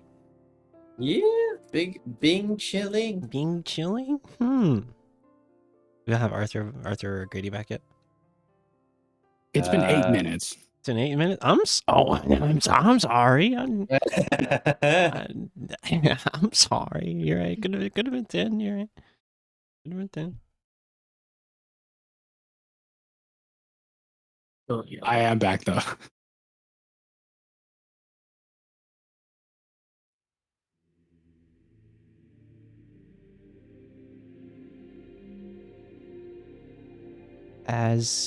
But everyone's here, right? No. Well, I mean, as long as Cooked and Oyori are here, That's very true. because we're gonna pick up right back where in that scene. Cooked, as you snap awake, you look around to see a dragonborn, brass dragonborn, looking at you. Yori, being concerned. Another kind of one of the sisters, just a human woman looking over you. And a couple of others just like kind of whispering. Did I say it wrong? I don't know which one it is, so it's kind of up to you, but you did say both. I did? Luckily we have notes. And they are very detailed and they're very good. It's bronze. The best of It them. is It's not bronze. any of our fault. It's not any of our fault that there are two very similar looking medals that are both like 5 or 6 letters long and start with BR. True. It's bronze. Particularly bronze because... Same as Maros. Yeah, same as Mars. Particularly because of that lightning. The Vither family are bronze and blue dragonborns. I don't know what that means, but okay, cool. That's right. Glad you do. Yeah, that's right. Anyway, that's what you see. Cook's eyes open, and Yori, I think it's kind of up to you whether or not this is embarrassing, but he like stands up and like T-poses in front of you. Everyone give him some space. How long does Divine Sense active? Ooh, that's a good question. Bless is concentration, so let's take a look. Yeah, just for me. Divine Sense, I think, is... Well, it's an action. It's until the end of my next turn. So it was gone by the time I cast Bless. Yes, bless. Okay, good. See you and see that. Okay, good. Yeah, there's a moment where like the Elder Z is like, yes, we should probably do that. Any brothers, sisters, fetch him some water and give him a place to lay down. What was If Zia's he title? Was it Brother Zia? Elder. Elder Zia. Okay. It's homie, I think. Yeah, homie. Yeah, it was homie. OGZ, I will replace everything that I moved or damaged. No, you are fine, child. It was quick thinking. To help your friend, correct?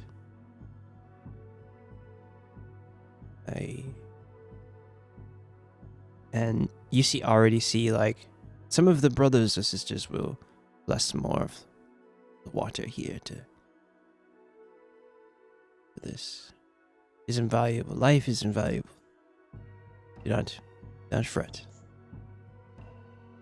And he will like put a hand on, once again, like on your back, because you know he's 6 foot or so, but you're obviously still taller than him. He's like, and Cooked, what are you doing? As everyone's like just kind of giving you some. There's some brothers like moving about, like kind of helping, I guess, waiting for you to your consent to like kind of help you up, honestly. Yeah, I'm sort of, I guess, like, yeah, like in a state of shock per se, stunned as to what's happening. Like I'm sort of, I guess, like anyone that sort of is coming up to me and stuff, I accept their assistance and whatnot. Yeah, the two like it was two brothers kind of pick you up and like, did you need a place to lie down? Or the elder has already kind of made ready that if you want that, and they kind of, I think they'll probably sit you over to like maybe a chair or something first. Yeah, And I'm basically saying it's like, yeah, it's just some glass of water, please, and a place to sit would be fine, thank you. yeah, they kind of move you over there, get you some water, and the elder's like, you seem to have experienced some sort of shock, or are you okay, my child? Well, I mean, everything was fine, but I mean, I sensed, you know, the smell of ozone as I usually do, but I then heard someone. I'm going to ask you this. Are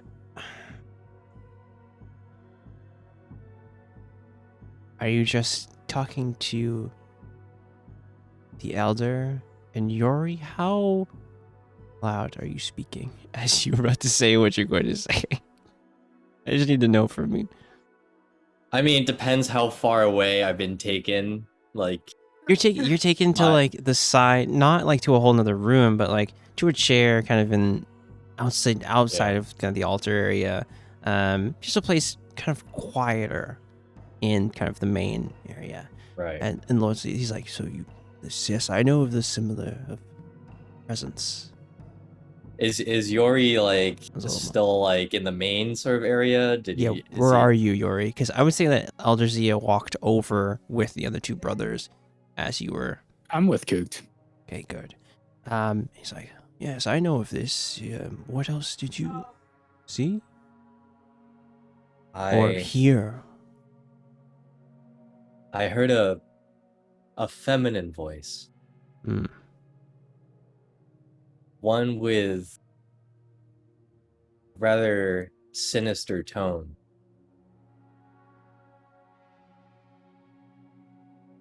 And she basically was like I guess hard to gather my thoughts, but I prayed to Zolomon to help you find more pieces of the rod. And I saw where I need, as you mentioned the rod, I need you to make it loose lips. Surely, I need you to make an insight check as you talk about the rod.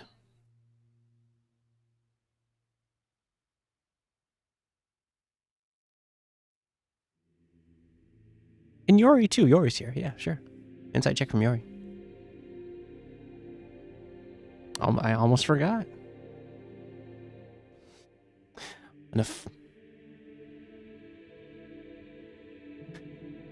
On a rod, there's some, at the mention of rod, there's a moment where he's like, he kind of freezes up a little bit. And he's like, and you see him hold out a hand, almost as if to stop you.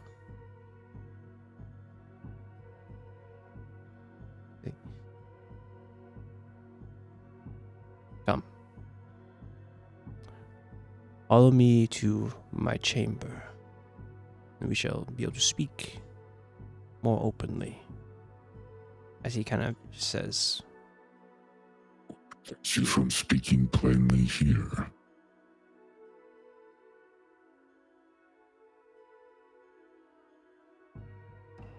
You see him look around at the brothers, the sisters, the people who are here just to pray and give reverence. He's like, This one speaks of things that are dangerous. No shit. And I would not want any here to bear witness to that. I understand. I wouldn't either. I don't. You don't want them bearing witness to something dangerous, No, I mean, but you don't want them involved. I do not want him to know of this. What he speaks. And it's at this point where he looks at you. You have the receptacle on you, right? This thing of drag. You showed this to Elder before, correct? This thing of Yes. dragon's blue dragon kind of skin. And he looks at that again. He's like,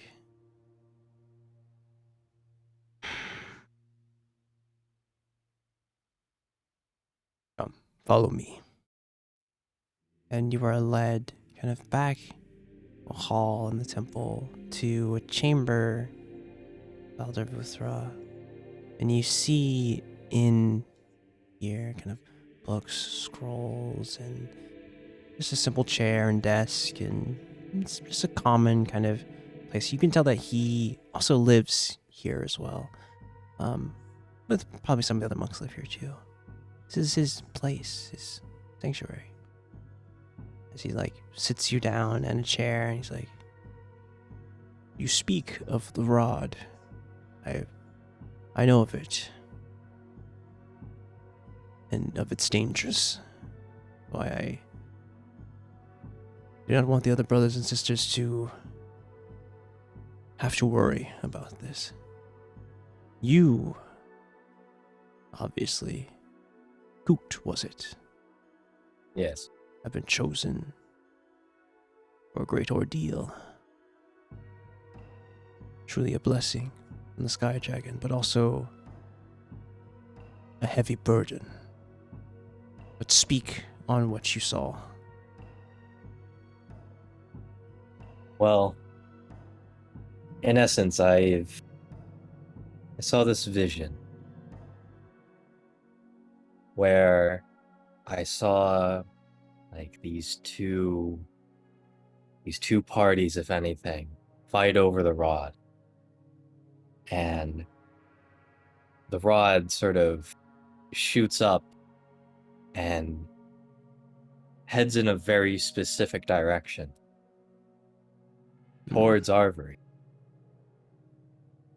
But it lands on a beach, specifically on an island.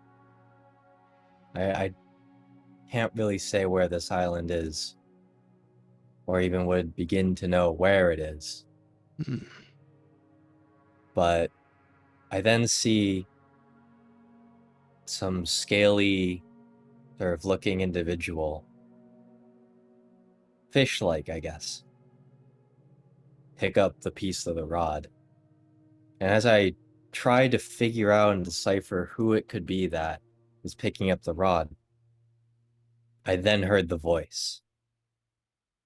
The voice basically said, "Nuh-uh-uh. Not today." And then I was plunged into darkness. You see him look over.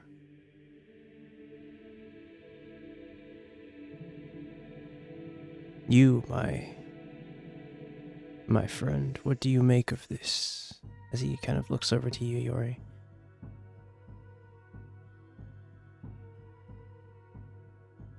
Yori is glaring at Kooked, I think. I think it's impossible for him to keep a straight face. Partly given that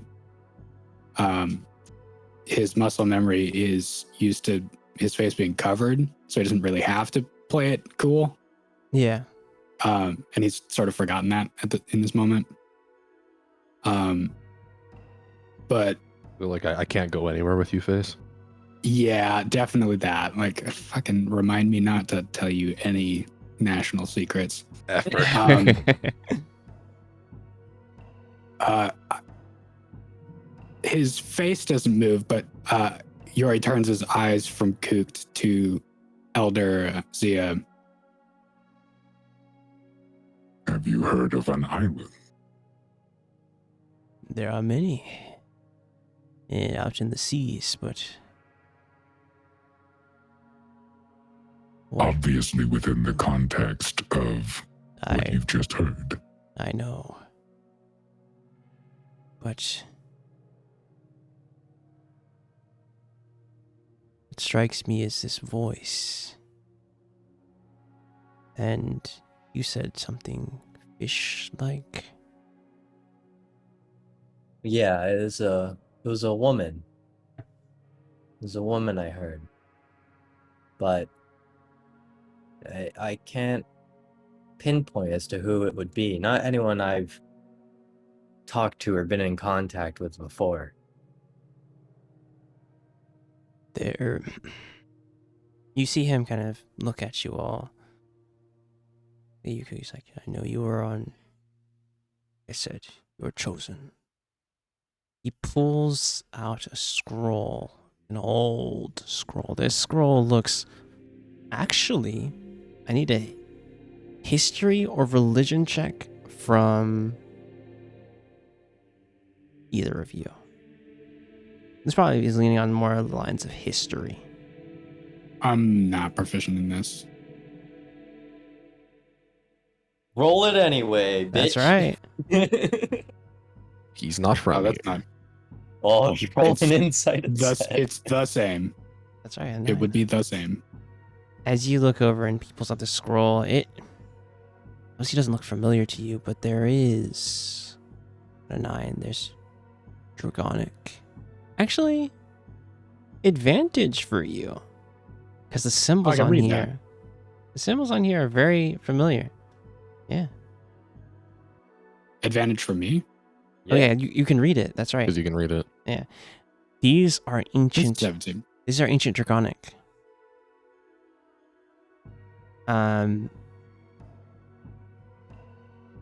Pelagonia, even. That era. Very much like the symbols that are on the sword of yours. And as you look at it, you know this is old. This is before anything you've ever seen before.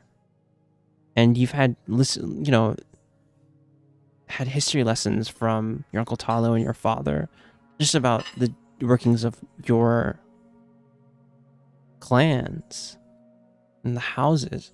But this seems to be something predating any of that knowledge. And as he opens it up, and like audio clicks, the scroll unfolds automatically. It's like, this is the oldest account of the Temple of the Sky Song. Before almost it's a millennia old, sacred. It speaks of a great battle. A battle between the Sky Dragon and a winged demon.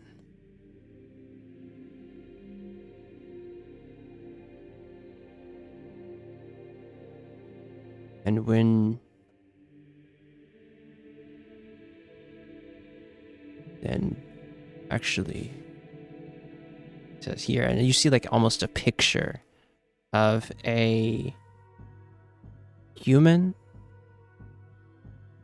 warlock with a rod. And you see him on a blue dragon's back.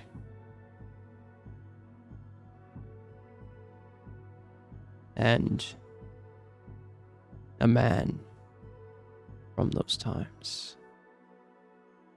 When the fighting was done, they could not kill the demon, not in its form. So they sealed it in a rod.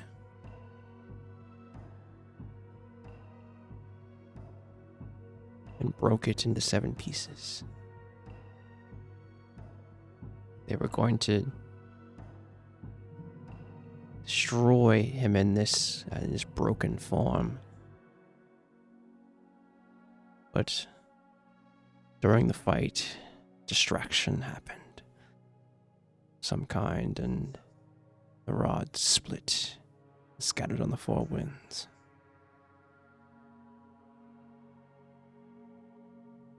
Whoever was there recording, they were told to keep an account. And some of us, myself and a few other of the brothers, have this information to know to keep a watchful eye of these pieces, these relics. It was not until you showed up with this, and he points to the receptacle, that I knew that it was not merely just that they truly existed. Whatever you do next, Coot, you will need the help of these. And he'll point to kind of you, Yori. He's like, you will need great help. Sky Dragon and whoever he brings along your path. I know it's a heavy burden.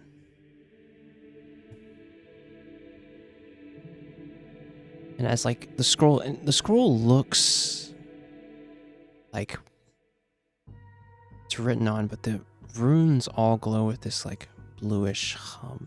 And when you pull out the scroll, it automatically rolled out. Almost this unnatural technology. And he goes, and as the whole account is shown before you, Coach, you know full well because you saw briefly of the fight between Zolomon and this winged demon. This is just a reaffirmation of that. Yori, this is probably, as you kind of see this story unfold before you, what do you do at this moment? As you see the elder about to kind of flick the scroll to have it roll back up again. Have I finished reading it? Yeah, I would say by now, it's just a full account of this one exchange during this battle. It does talk a bit more about that one section, and that they were fighting against this demonic horde. And it's a full account. There's a talk of the automatons of the Archmage, Omari, and it talks of a monk, an elf monk, a warlock,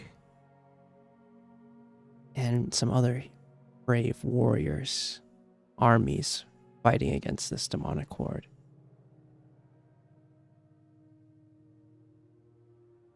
One description sticks out to you, particularly though, of a demon the size of, honestly, a huge demon with a long spear and curved horns and hollowed out eyes. And there's an account of the monk facing off against this demon, and it describes full armor, and you get a picture of, actually roll me a history check at advantage. Is it a demon? Yes. Or a devil? A demon. Okay. I mean, history. While you're rolling, Josh, yeah. sorry to interrupt, but I just pinged you on Discord and just said, is it okay if I dip? Because I've got a really bad headache. For sure.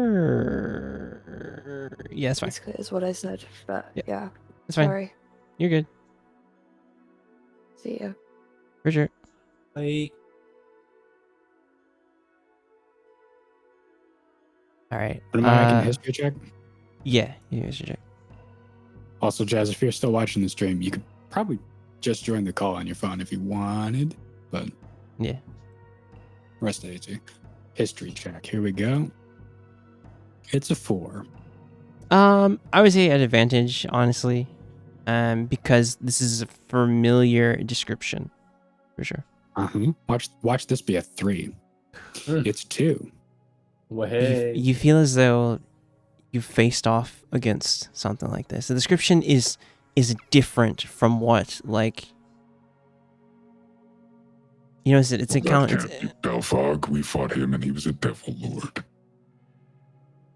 That's right. As he kind of closes back up the scroll, looks at two of you, he's like, be sure to be careful about who you mention this to.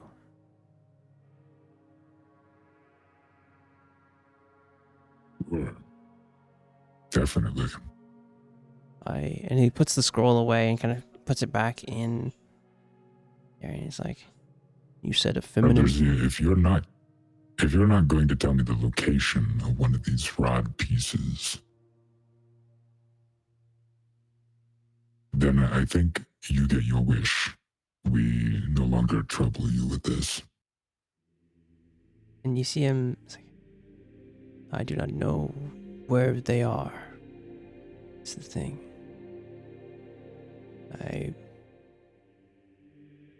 The account described that even in pieces, the rods still hold the will of this demon.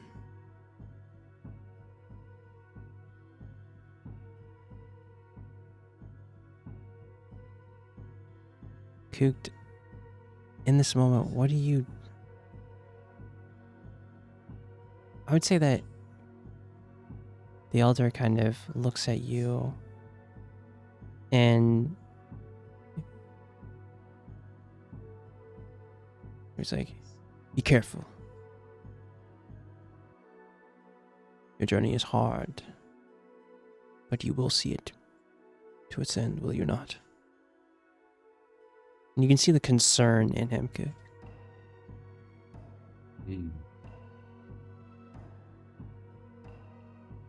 This is my mission. If it kills me, then it kills me. No. This is your mission. It will not kill you. Well, we'll see. He will kind of nod and bid you, kind of walk you out to the gates, or to the kind of main doors of the temple, and let you all back into the street.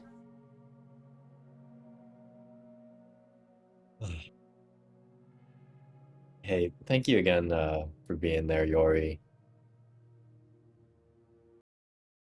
Yeah. Do you always have a catatonic attack when you go to pray? Honestly, no. This is like first time probably. Kind of weird, to be fair.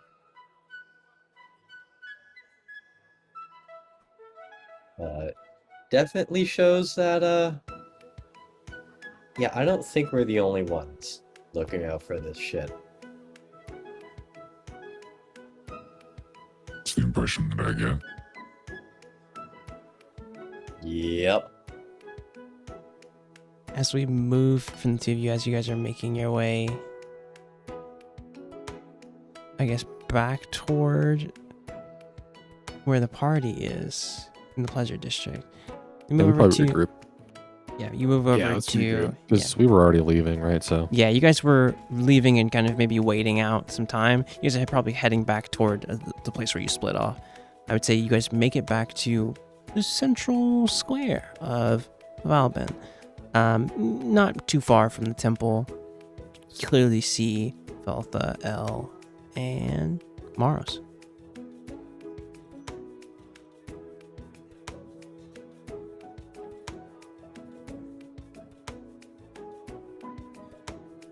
I think I want to hear it from Veltha because Maros wouldn't tell me what happened. well, what do you mean? Where were you? We went And to. what did you find out? Yeah. 1 second.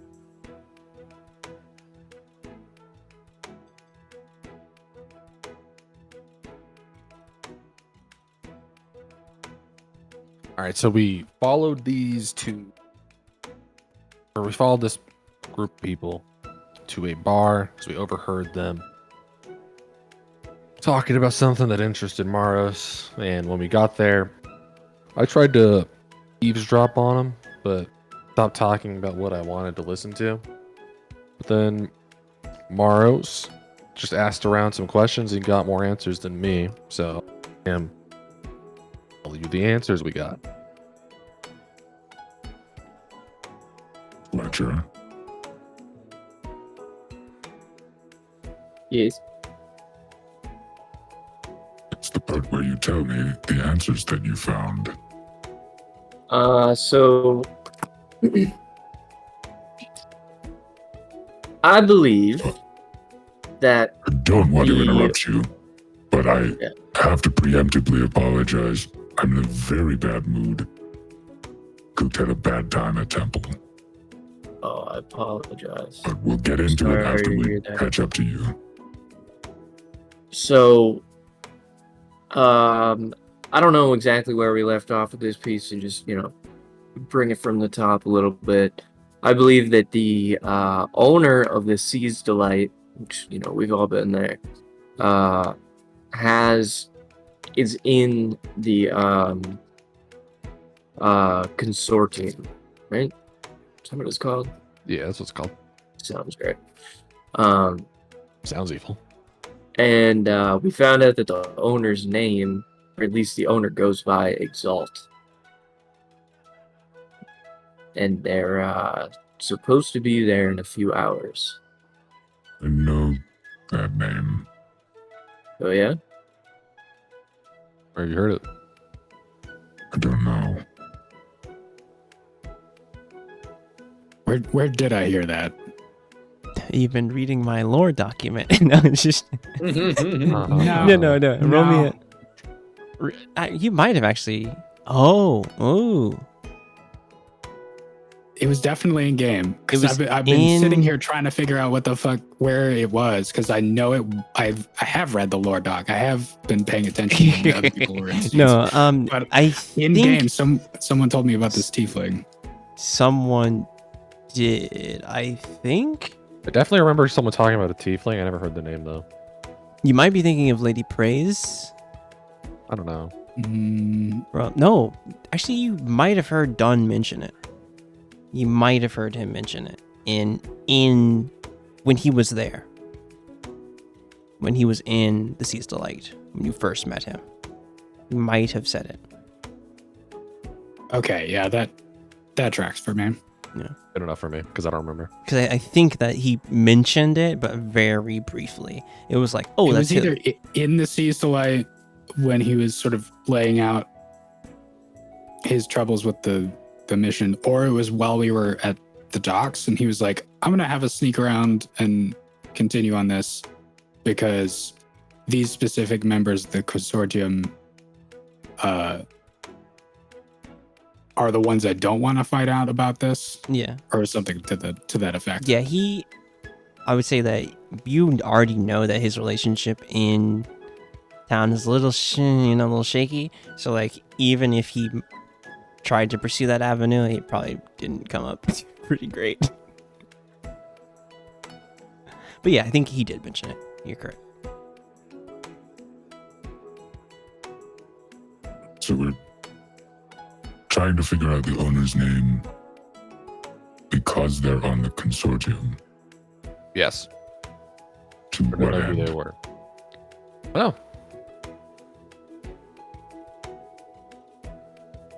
I'm sorry, what was your question? why did you want to know the name of the owner? Oh, steps. I don't know. We could try to figure out more about the owner, or I mean, we already know when the owner's going to be there. So maybe we could just wait for the What? owner to be there. Leverage? Yeah. You don't need Oh, leverage. Weren't we specifically sent to get leverage?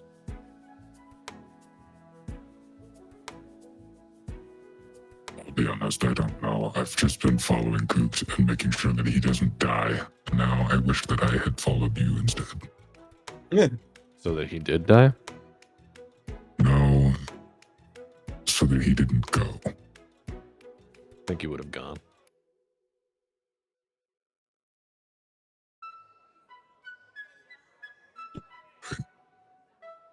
Anyway, John sent us out here. Fuck, I can't remember anything that man has ever told me.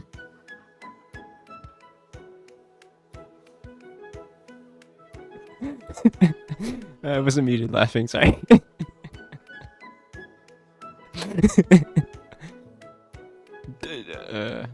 It's so hard to listen to him. You're not wrong. I just kind of think of somewhere else. Whenever he talks, I just like hear the ocean. You know what I mean? Nothing. Less the ocean and more the rumble of deep solar hate within you. But yes, I don't know what that sounds like. So way.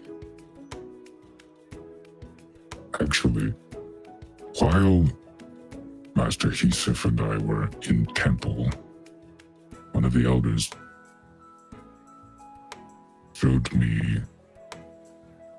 showed us a scroll that told about some war between one or multiple dragons and several demons.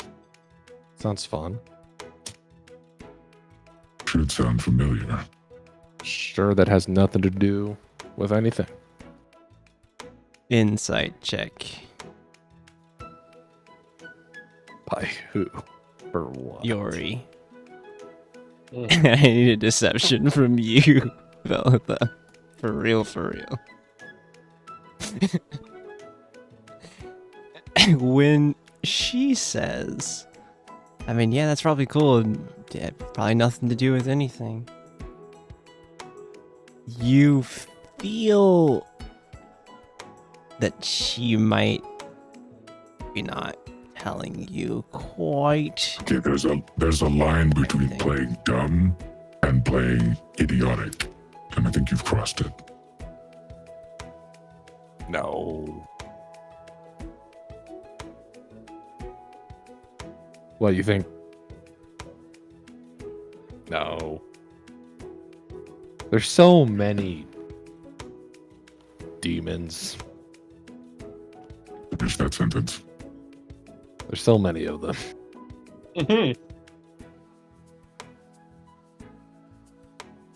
We've fought several, including one who looked directly at you and seemed pissed about it. No. Yeah. Yeah. What, is there any descriptions of those demons? Or dragons? One of them was really big with hollowed out eyes. Yikes. I don't know. There was definitely more. Oh yeah, it was an more in that account. scroll though. It was an account of the battle. So there was many. Out of character is the battle I saw. Yes, it is. Okay. It is account of that very battle. So there was a rider on a nightmare. That for sure because of the Archmage is such a prevalent figure, that would have been something there like, yeah, the Archmage faced off against this the rider. The monk faced off against who you know is Belfog, the Sky Demon, and many others. Though this is it's a full account of that, of that. Though it kind of trailed off a little bit because they had to evacuate the area because of Syrah's Right, there's inferno. no news in the vicinity towards the end of that. Yeah. They just were like... I missed the part where that had anything to do with the Rod of Seven. During the fight with the Sky Demon, Zolomon was fighting with a warlock who sealed that Sky Demon into the rod, broke it into 7 parts, and before they both could like finish and deal the final blow to it, it spread off into the wind.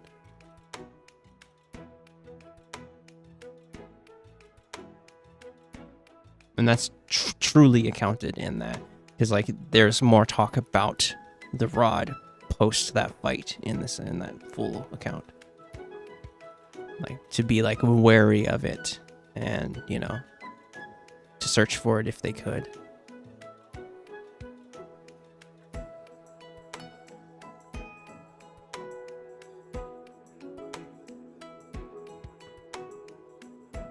But the key figures that definitely came up: this rider, this brute, the Sky Demon, and many others.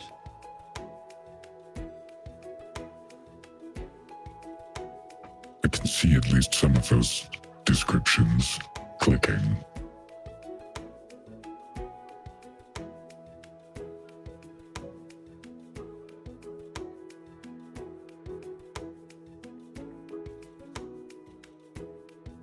Thinking. There's a moment as you kind of sit there where you hear a voice in your head. What's stopping you from telling them, Thrawn? I know you've been looking into my memories. You're not supposed to be there, but I think our connection has made it so.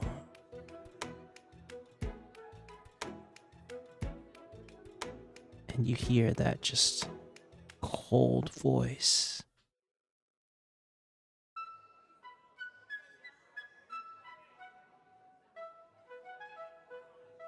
Almost you feel that kind of hang down your spine.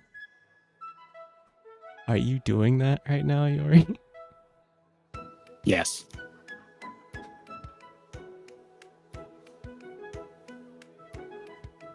As you see Veltha kind of freeze and think, you see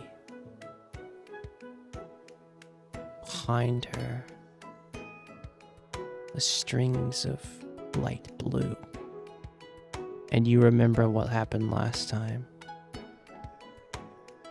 But you see, almost like her shadow, a figure outlined in light blue, horns from its head, similar to the horns that come out of Veltha's head when you've seen her shift forms. And you see, even if though it's this outline, a triangle on its head. And it looks, you can kind of see it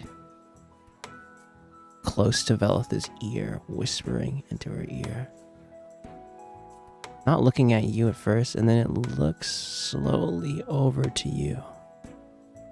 Keeps its gaze is on you, though you can't see its eye. Well, you do actually.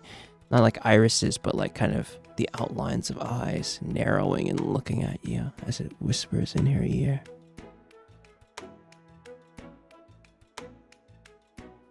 and this time not averting your gaze, though you know it has the power to do so.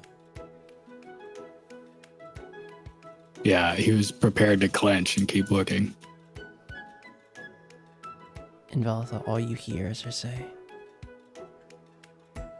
These pawns have not outgrown their use yet, my throne. Let them know what they need to know. But be careful, they know too much. They'll ask the wrong questions, and I may have to take over for a bit.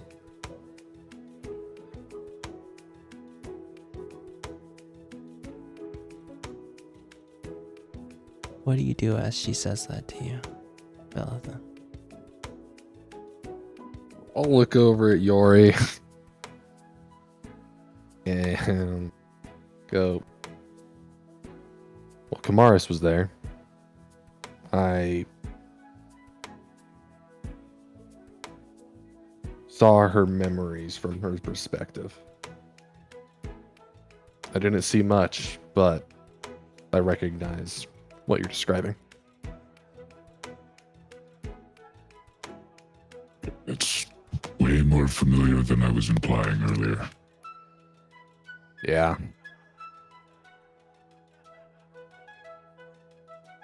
Kind of as your divine sense fades, you see Kamaris look directly at you, Yori. Like, not whispering at inside of Velatha's ear anymore, but eyeing you, staring you down. And you see like the light blue light fade to the periphery, but you know she's still there. Seems nervous. Huh? Never mind.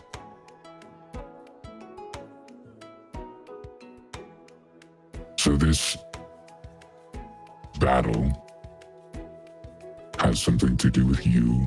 It has something to do with Coot. Out of character, Josh, that's where she was defeated, right? Yes, it was. I'll say that to Yori. That is where Kamaris met her match and was defeated by the Archmage and her supporters. Now that does beg a very interesting question. I won't ask. I think you and Kooked would not tell me anything about the rods ever again. Would not.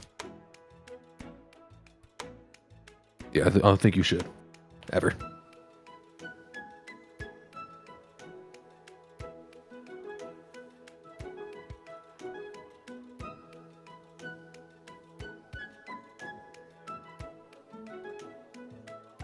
Cooked as Velatha says that, what are you doing? It kind of as this like exchange is happening.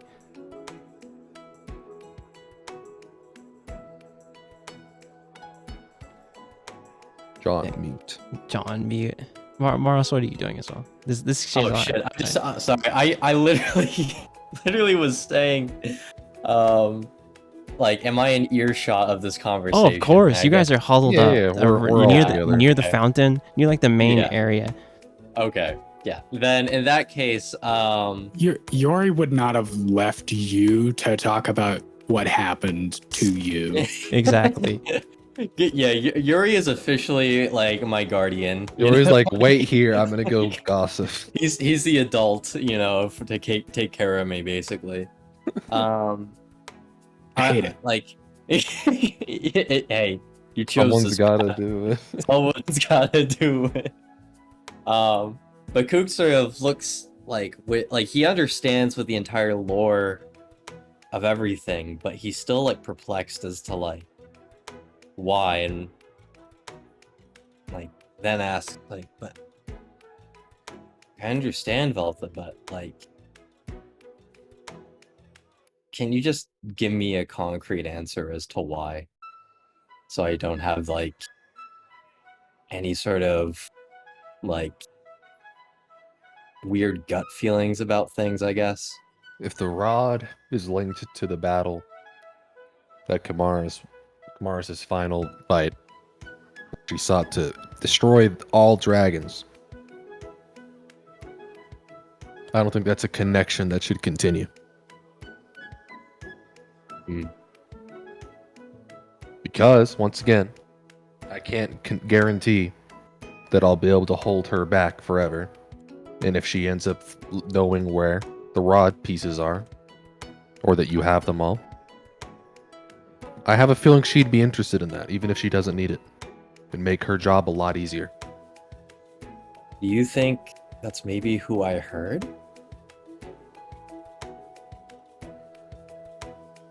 I think you mean who you heard. The Like in feminine your vision? Yeah, the feminine voice.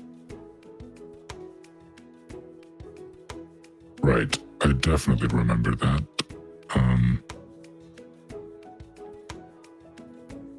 Well, I mean, I don't know. Well, to put it brief, while I was in the temple, trying to figure out where the next rod piece is. Right, Like- we haven't told either of them what No. happened. No. Uh, I sort of Coop then lowers his tone. Because, public setting and things. Oh yeah, the fountain. I would say definitely agree. You wouldn't have to roll for this for sure. The fountain is kind of covering up a lullaby sound as you get to hushed tones. So basically, in essence, like, I saw a piece of the rod coming up from the what did I battlefield. just say? Okay. There we go. Listen, listen. No, this is something she would have seen. Yeah. As soon as you said the battle, we're good. Keep going. Yeah. And it basically lands in a beach. I won't tell you exactly where, of course, as you said, but I saw a scaly hand, as if it's someone fish-like, I guess, pick up the piece. And as I was trying to figure out who was possibly picking up said piece, I then heard a very feminine but sinister voice saying, "Nuh-uh, not today." And then I just started. The second time you've said that, is that verbatim? Is that a quote? Nuh-uh. Yeah, it's like teasing, basically. It was verbatim. It was. It's like they sort of knew, in a way. I thought you were kidding the first time. No, the voice. I wish I was. Specifically said, "No peeking," in a very playful. I say the Kook would know this because it probably scared the shit out of you. Yeah. Very playful, but also sinister. Yeah. And then, sorry, I'll role play that. I'll actually. Kook sort of thinks about it a little bit harder, and he's like, "No, she said." No peeking. And this, Peeking. yeah, no Under the peeking. assumption that this is Kutmaris, what is that supposed to be? Reverse psychology? I don't think it's her. No, that doesn't track. But If it were Kutmaris, she would want you to find this and tell Belotha. Yes. Is what you're going with. I have to be honest, 30 minutes ago, I was short on temper and patience with the elder because he wants us to keep our voice down about this dangerous item. And while I think it's prudent not to let it fall into the hands of the common person, I don't think anyone hearing about this will think, that's something I want to do with my weekend. Yeah, I think this is like this is something else in the grand scheme of possible things to pursue. We should definitely continue to keep our voices down in case someone who knows about this hears, which I suppose now includes the shadow behind your shoulder, Talitha. I just thought of something else. What? Where? What if the rod is used to defeat her, and that's why she doesn't want it found? Is Chimaris the sky dragon? Or not dragon, demon. Yeah. Demons, dragons. Neither of them. Well, you do remember where I come from, it's all giants. The elder did mention that because the demon, I believe, was so powerful, they tried to basically encapsulate the power in the rod, and before the rod could be ultimately destroyed, the 7 pieces completely got separated. You see, it wasn't super clear to me in the memories what happened with that rod. It was kind of just... The memories kind of stopped when she was destroyed. So, could go either way. And now I don't know. I feel like she won't tell me the truth if I ask. You could try. Maybe not.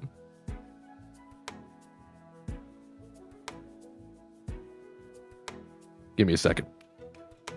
Elsa just closes her eyes. Oh, okay. Thinks in her brain, her thoughts. Calls out to Kamaris. Hey, Kamaris. I know you're listening. Do you want me to find it or not?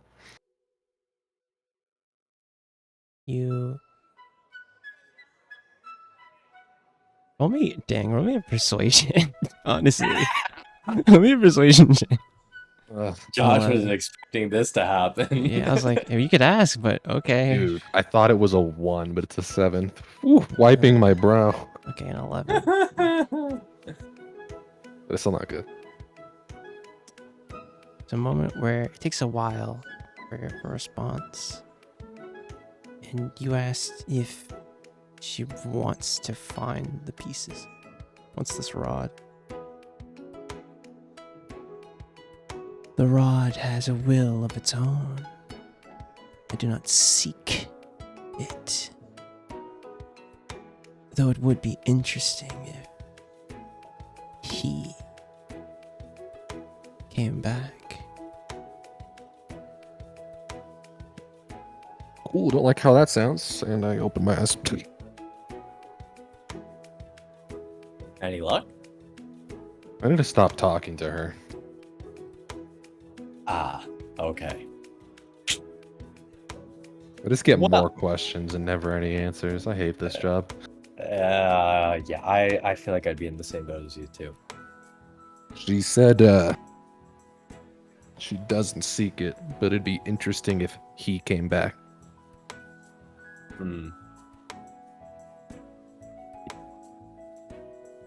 Interesting. Know any he's associated with the rod? Assume the sky demon. I mean, Presumably, who's dad? I guess.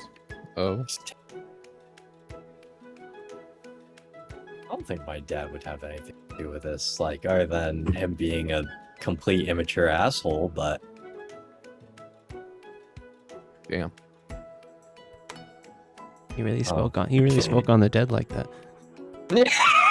he really he did. can't defend himself.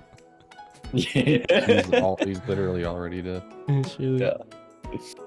Yeah, I'm gonna go with they didn't seal her with it, and that the he is the sky demon referred to in the story you read.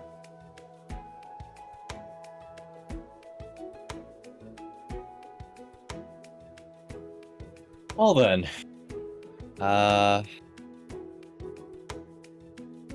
Well, Something is clicking in my brain, Josh. I want to do a history check and then ask you out of character. Sure, yeah. All right. Oh, well. I'm still gonna ask you. All right. all right. I'm still gonna ask you. Sure. Is that sky demon her brother that I saw in the vision? Yes. Yes, it is. Nice.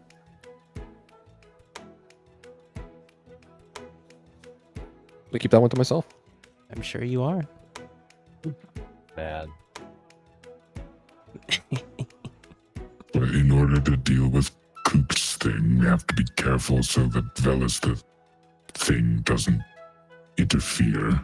Well, now I'm not Morris convinced it'll won't tell me matter about that his much, but don't go out of your way to bring me into the loop, but you also don't have to go out of your way to hide it, I don't think. Okay. Well, I mean, fair enough, I guess. He seems to be very into just chaos in general, so I don't think she cares either way. Hmm.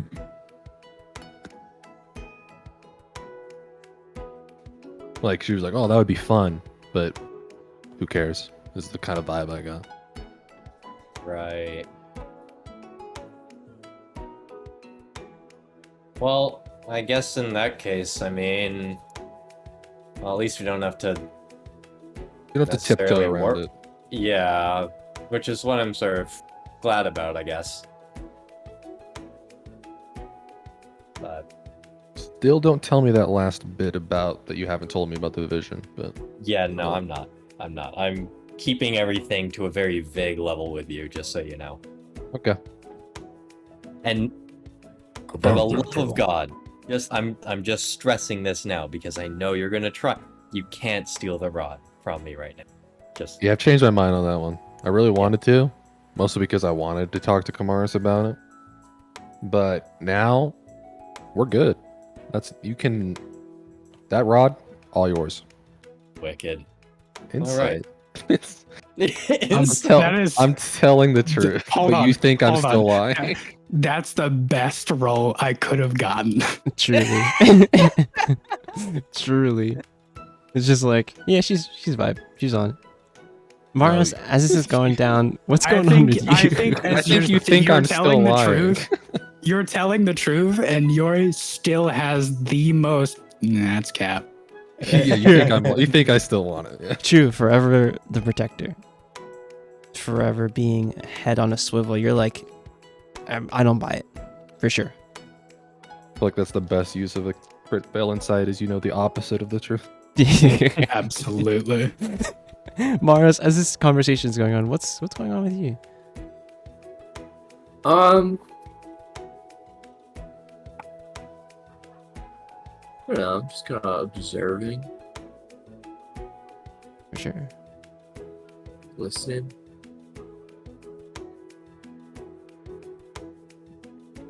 Definitely curious about the idea of like the he that Kamaris mentioned.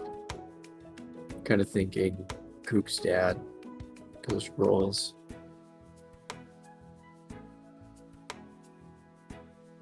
Hey, The yeah. longer we spend in this city, the more I think we need to leave soon. Yeah, I've been getting I that hate the same city. You just hate it because Dun's here. No, but he is aggravating the situation. Speaking of which, why did we split up to gather information? I don't know. I don't know either, man. This dude I wanted think it to go was pray. you guys could do that, and then we were gonna try to get political leverage for Dunn. He needs political leverage so that he can convince anyone that there is a legitimate danger from the Suhu again. The people in the consortium just like ignoring the dock attack. Well, They're like, and pretend I do not see what it. he though. said Yeah, was give they me- were going to cover it up so that nobody panicked. But I really think everyone we've talked to is vastly overestimating the public's capability of panicking. Yeah, I would say like give me a general as you were out. I think you might have with that perception check that you made in. Remember that talk I said that the Ivan and the Tabaxi woman were having with Like each the other? nat 20 I got. Yeah, there was a bit of that in there of like hush talks of like Oh, God, the- did you hear about the dog? Like there's a bit of like the dock attack and like how that would affect some of the commerce and like there was Right. that in there and how that would affect them. So it seemed like very just like boring, like oh they're talking about yada yada, but it was that the attack was in there too. So there is a buzz about it and what that means. Is the impression I get of a state of like surprise that it happened, or is it more of a like it was going to happen eventually, like a matter of time situation? Like, There was- people it's- expecting this. This was a surprise because Okay. for you guys the average person doesn't know there's a link to the Sahugan here. Right. They just think it was like some weird monsters and this strange attack that crashed into the dock. So this is just like, is it going to affect commerce? Is it going to, this dock is going to be closed down for a while. So like, how is this going to affect Henderson and yada, yada, yada, yada. These guys all lost their jobs, etc. Yeah, exactly. So there's a bit of time where like it's like there's the buzz around this. Though the consortium is doing its best, I would say They're not going to be able to cover it up though. for a long time. Like it's going to get to a bubbling point because like the consortium is going to be like, and you don't know if the consortium knows the full details of Sure. anything yet. I feel like it's like at this state where like something like this happens again, it'll be a turning point for the population. Sure. Okay. I don't know. I hate it here. We should have just taken Emma and kept going. Yeah. Why'd we come back? I don't We know. made it so far and we just came back for no reason. Yeah, She needed something from the caravan. I think. Yeah. I don't remember if they made her item before we left or after. Oh yeah, she had to get like the things she acquired made into pieces of things. That was it. Yeah. He was very specific about making 2 items. Yeah. I feel like any blacksmith could have done it, but I get yeah. that she can't really trust anyone. Alright.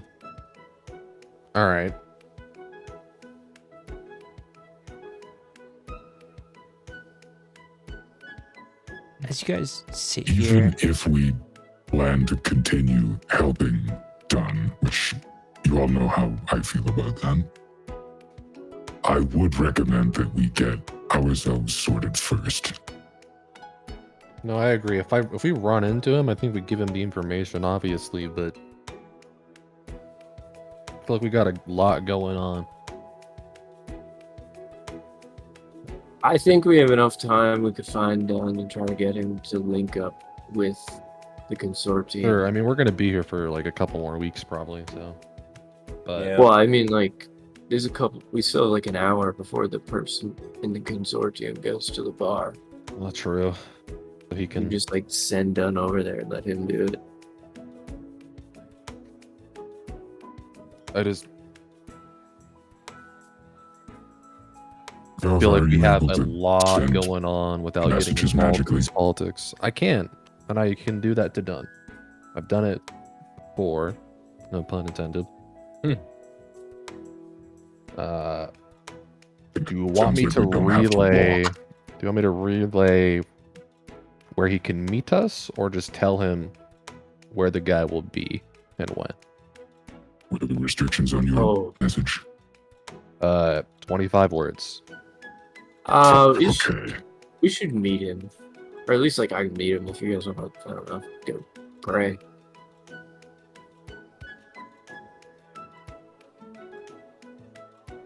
I feel like the vibes are off today. Yeah. Yeah. Hey, you guys. Something is wrong. So what do you guys? Something's happening that we're missing. Like this happened with Kook today, the same day that all this movement is happening with the consortium that Dunn wants to know about, and we have a perfect opportunity in an hour. Something's happening here that we're missing in the city, and I think that's why we all hate it here, is we're feeling something. I have to agree. I have felt for some time. We know so many points about so many problems, but they don't connect. There's no connection here. We're missing something.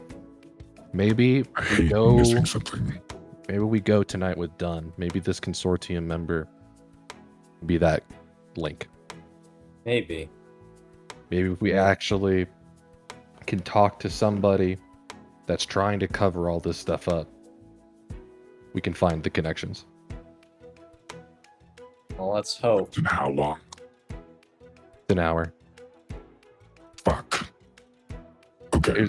Let me If we explain get nothing something. from this, like we're done. So. But go ahead. Yeah.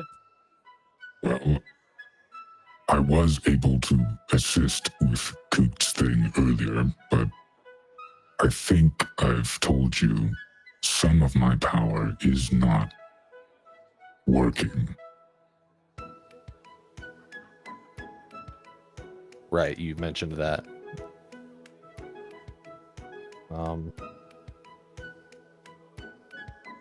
To estimate, I will only be 60% effective in helping you.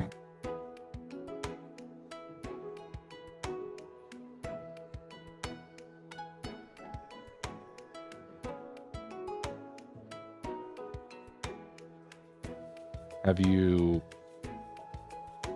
given any more thought about your gift? Go on. And that if you answer Crasher's call, would your power be restored?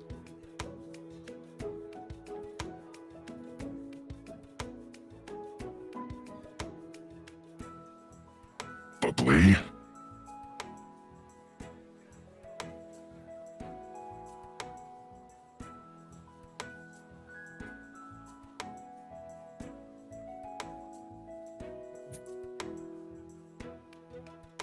Morris, does he show up every night or is it just tonight?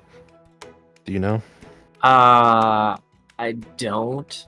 That's kind of why I'm thinking this is like our best window. I think we should do it. JC, Yes. do I have any way of figuring out if more than one person can use this, whatever the The shoe pearl. from Harry Potter or whatever, Yeah. or whatever? Yeah, this pearl. So you have around you two very powerful spellcasters who could possibly find a way to make this work, I would say. So yes. And I would think that Yori I think it would be might be hard for him to ask as such, but like, yes, you have two very strong spellcasters in this group. So they could probably find a way. If that is the path you want to go on. Is it hard to ask because one of them is not present in the call? Or- No, I mean just in general, like if that's what Yori's intention, if you want to bring them. Is this something? Yeah, I think Velitha says, have you put any more thought into this gift? And would answering Crasher's call get your powers back? He says maybe, and we go on about the logistics of tonight's meeting. I think he pulls out the pearl and puts it in Velitha's hands, and you can see him very tense. He's doing his best not to fucking smash the pearl in his hand. And I think you get the sense that like at any moment he could haul off and throw a punch, and he doesn't know where it's going, and you don't either. So standing close enough is a little worrisome. And he just looks at you and says, Unless someone can make that take all of us, I'm not fucking doing it. Understood. Then I'll just take it, put it in the bag. Mm-hmm. Well, I'm dead, and I wish that man would leave me dead.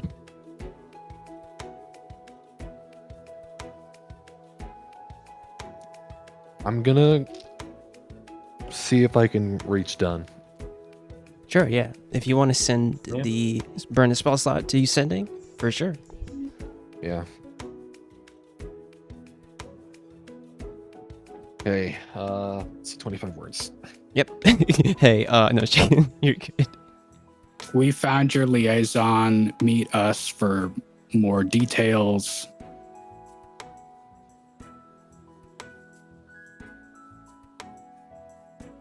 That's only like 9 words. I guess how do we tell them? Yeah, where to meet? What's the name of the place again? Seize Delight.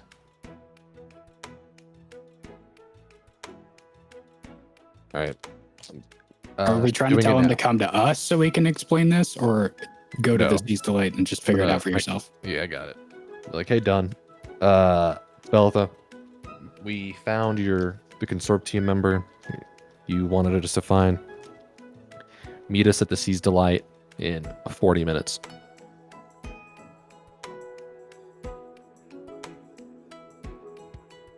You got 2 more words. Bye-bye. He's like, sure.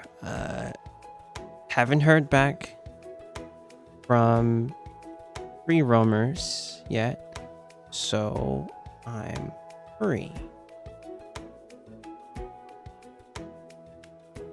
I'll meet you at the Sea's Delight. Nope, he's cut off. Yeah, that's right. Shit. Meet you at the I'll Seas. I'll meet you at the Seas. Just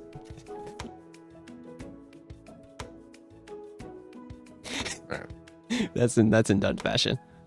All of his fucking uhs count. That's right. I definitely counted aisle twice. True. As okay, you guys have a heading. We'll say that getting back together, you just head back toward the Sea's Delight. Was there anything anyone wanted to do during that wobbly time of 40 minutes? Anyone? Make our way there. Big city. Sure, it is. Yeah, correct. Probably going to take us 40 minutes just to walk there. Yeah. Because it is evening. And for the Pleasure District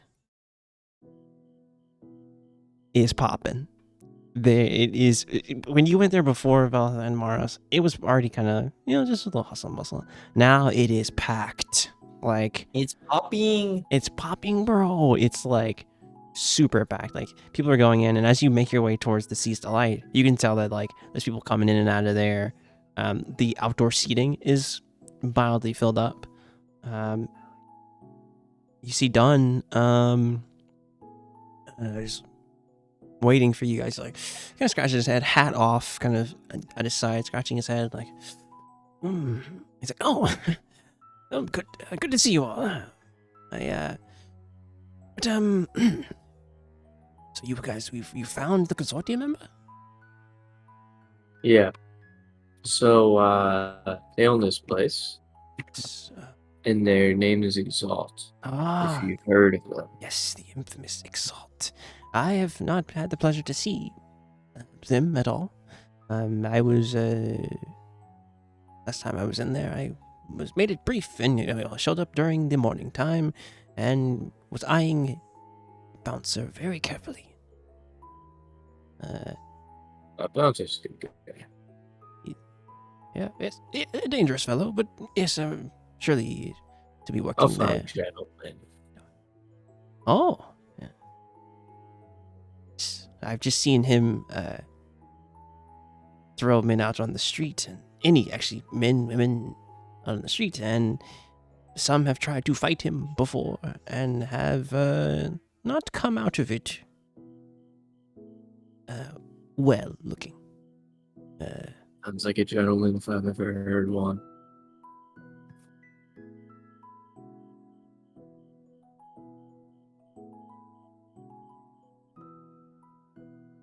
I couldn't hear what you said just then. Sorry.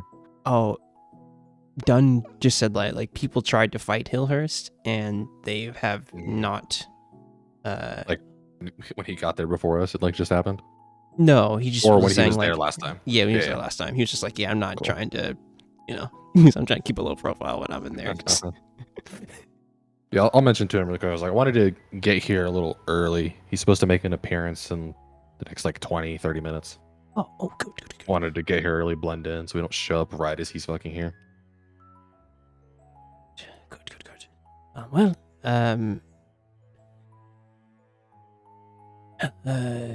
if everyone's ready, let's, I guess, head inside. Let's get some drinks. Yeah, sure. And you guys go in here, and like before, there is right now. All of the floors have someone in it. They've moved some of the tables kind of back, and there's like a bit of a floor. There's music playing.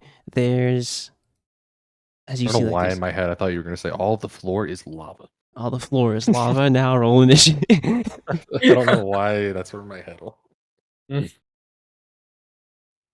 But yeah, people dancing. Everything it's much more popping. Must way like the full bar. So it is the one you didn't ask her name, but Vares, the fire genasi, is working. Actually, no, it's not her this time. There is a there's a tabaxi and a goblin working the bar. The bar actually has like four, but the huge main first floor bar has like 4 bartenders now there. There's you can see a goblin, a tabaxi, and a lizard folk, and then just a human woman, all kind of managing the bar. There's so many servers going around. Up as you look up in that like main area, there's like hanging kind of dancers, aerialists there, and there's just like, it's like I said, all floors packed as you come in, lively. What are you guys doing as you come in? I would say, even on your passive perceptions, you see that Hillhurst is here, watching, still in his corner. And there are... Give me a perception check. Or a perception check, all of you. Or anyone just looking out for finer details here.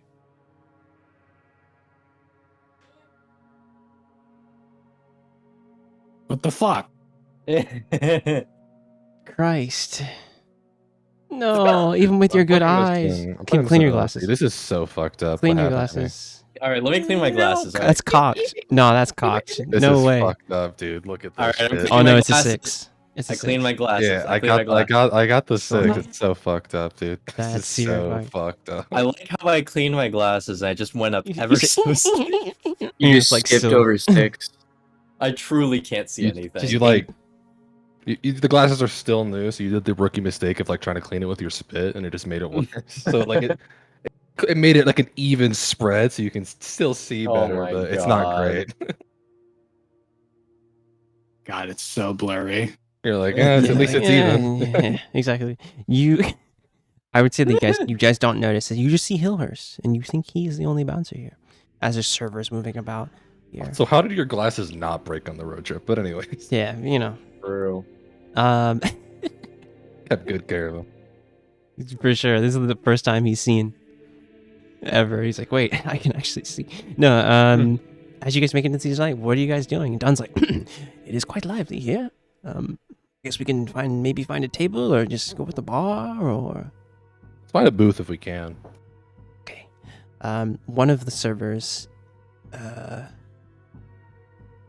I imagine most people in here are like Yes. small parties. We have like a Works for group of like me. 7, right? Yes. Oh, so yeah, 6. there are combos 6. Okay. Yeah, we can do 6, and I'm just assuming Elle's still here. So yeah. He's like, yeah, we can do 6, and the kind of Genasi getting air Genasi guys like kind of takes you back to the place. It's like, yeah, follow me. It's like I did an athletics check to chase after him.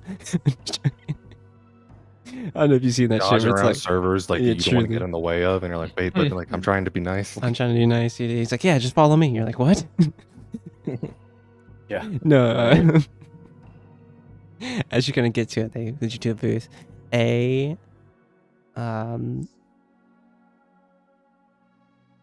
There is a kind of a hobgoblin gentleman comes up. He's like, welcome to the Seas Delight. How might we be of service?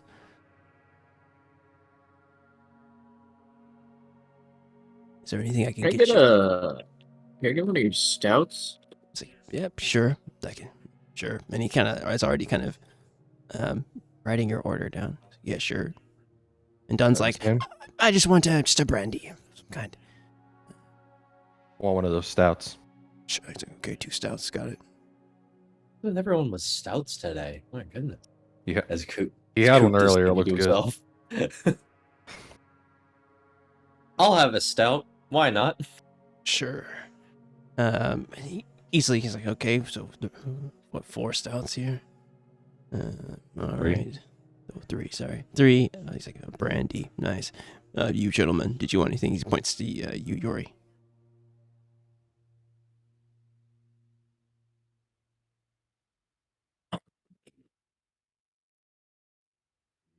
Try again. What's up? Wait, you, sir, in the back. Did I cut out? Yeah, we Yes. heard a single transient. Yep. Fuck yeah. That's what he heard. The sensitivity on my microphone is fucked up sometimes. I believe in you. I'll have an ale. Nail, easy enough. Take food. You can order food from here as well, but enjoy Seas Delight. And he will kind of step back and kind of prepare your orders as you guys are moving about. There's a bit of like hush and pause in the music as you see coming down from. There's like a bit of stairs that like lead up towards the other floors, but coming down from the top floor, there's actually coming out from the back, from a side hallway. You see on the arm of Hillhurst, you see them. You see a beautiful feminine form with cool gray skin and long braided black hair. And as you look at their face, you notice 2 yellow eyes studying the room carefully. And you also see that they bear 1 twisted horn on their left side. And on their other, there's a horn that seems to have been broken and filed down. And at its base, there's a golden ring around it. You see rings and actually like just like kind of chains on around their neck. Just like golden kind of just bands, jewelry. And there's just like a simple kind of formal gown. I clap Dunn on the shoulder. All right, as you go. I personally want you to drink something very stiff before you go over there. And as you see, there's other like people kind of like paying respect to them. Like there's, like kind of paying respect to the boss, and there's kind of folks who are kind of like, wait, what? Why did this happen? And they just kind of know that the boss is kind of being pleasant to some of the patrons here, asking if things are okay with them. And you can kind of see like Hillhurst is watching everyone carefully. No. I'm gonna call over our server again. Yeah, the hobgoblin kind of comes back. He's like, yeah, you guys need something else? Getting food? Can you give the boss his favorite drink? It's from this guy here, and I pointed down. Sure.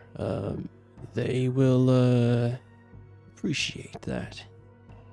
And you see him quickly go over to the bar and point up. The goblin at the bar, she looks at him and she's like, her eyes kind of get big. Like you see all this for free. There's like a moment where she like looks and she's like, oh. You see that mouth, like even with the loudness of like the hush of things. For the boss. Is there some bottle or something anywhere close to under the opposite side of the bar that I might be able to reach? Oh, you guys are at a booth. You're going to slide. We're at a booth. That's true. Yeah. That's You, true. yeah. I'm standing up.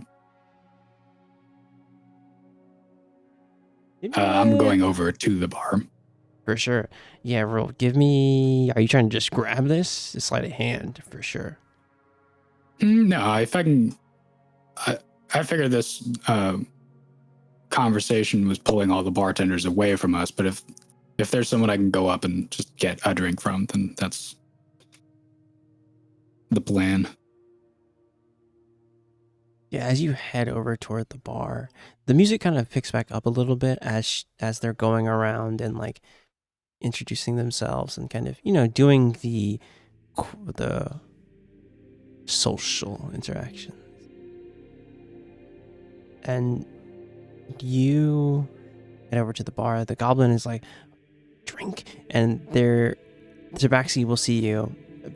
They have just a pure white for Tabaxi. It's like, oh, well, hope so. Would you like? And you see the goblin. Nothing nearly as complicated as whatever that is. Yeah, the goblin's like pulling down just need a blue round of liquor, shots. all this shit. Like They're sweating. They're doing alchemy back They're there. truly sweating. They're like, oh my god, it's for the boss.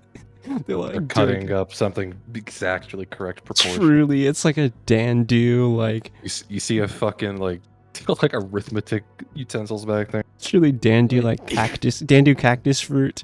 Like they're like cutting up all this stuff. They're like, oh my god. Why does a drink need a Bunsen burner? You're like, why is there a protractor? You have to measure the angle of pouring? What's going on here? Truly. But yeah, as that's going on, you see the goblin. She's like sweating, like, oh my god. Yeah, your ears twitching. I think me and this Tabaxi are both side-eyeing this drink going down, and Yuri just says, I want you to take one of those mixers and one of those bottles and pour it in there and then pour it in a bunch of shot glasses, please and thank you. She's like, sure thing, hon. And she's like, quickly does that for you. And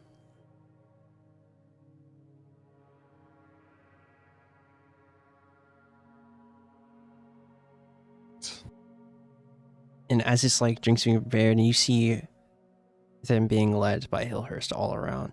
I need an insight check if anyone's looking at Exalt, this gray tiefling.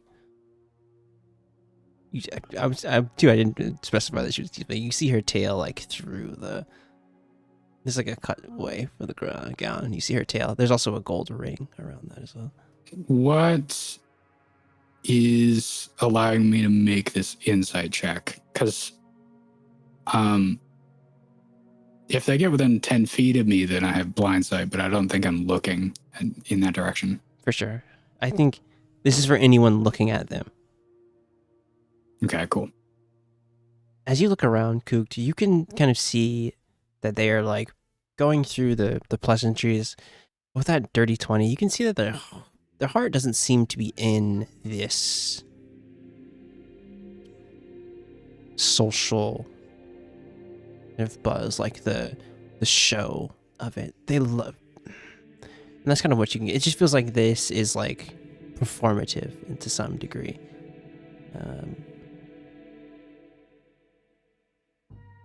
Though Hillhurst is there, just they're setting themselves on Hillhurst, and you can see that he is like forever this like, you know, this rock, this constant.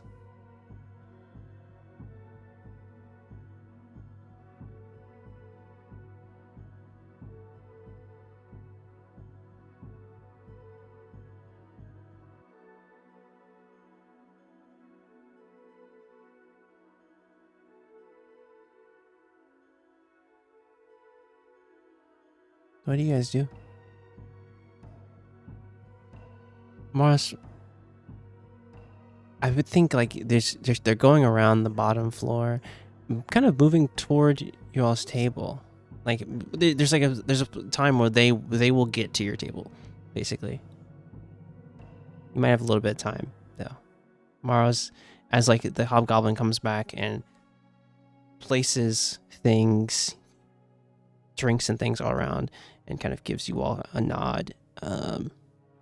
And the goblin over there is still working on that drink. Like they seem to all be closing done, as closing kind of finishing, I should say, as the other tabaxi kind of gives you everything you need, Yori. Yori slams one of them and takes the rest of the round back to the table.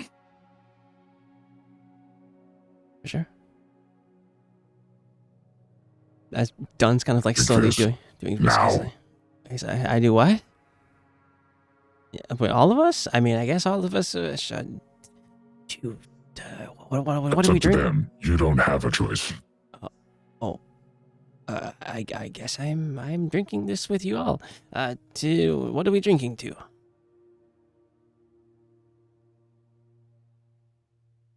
Your health. My health is good. And he kind of clicks the glass and like downs the drink. It's like, my health is good. I would say you guys have a little bit of time before they will make their way around to this section of the bottom floor. Morris, what are you doing? And Koot, as you kind of clock to that, what else are you doing before that happens?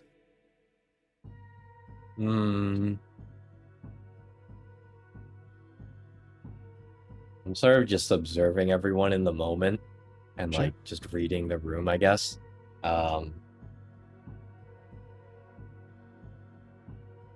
Yeah, that's really all what sort of Kook is doing it for the most part.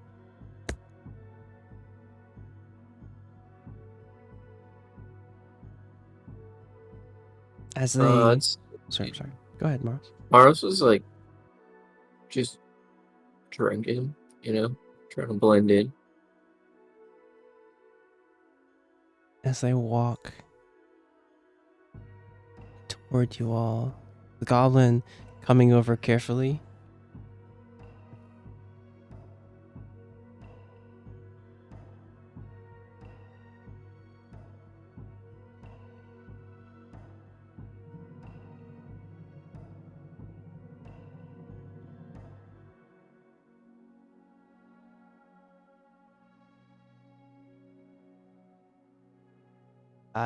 Sorry. You see them move over, coming closer to you. The goblin carefully bringing the drink, placing it in their hand,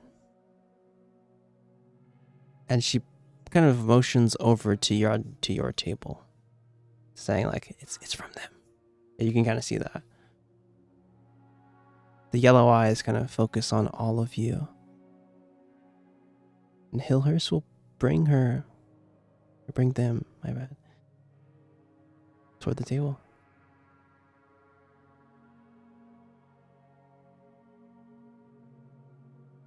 As they approach. I guess I'll just like jerk my head toward done as they look over. He's like, and he'll kind of give a very tilt his hat, a very like calm, like very gentlemanly. He's like, yeah, I guess we're up. I'm gonna down the shot. Yeah, he's like, I guess we're up. Okay, and like the drink in their hand is like, you can see like, it's like light blue, but there's like kind of like green in it as well. It's kind of like smoking. It somehow made a fucking gradient. Truly, yeah, it's like a full gradient up, and like it is smoking too. It's like, it's insanity. It's like the drink you don't ask for ever at a bar. It's smoking. There's condensation somehow, despite that. They had to do like arcane runes to finish it. It's like, Yeah. literally I sweating. can never use that glass again. True. It's a glass you break. It's like, you can see, I would say you see the visibles like shoulders relax as like there's a kneel down of like a toward Goblin. She's like, oh. And they make their way toward you all.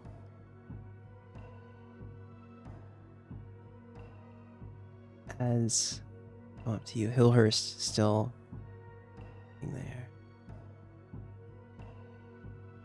It is a pleasure to make your acquaintance. Who all might you be?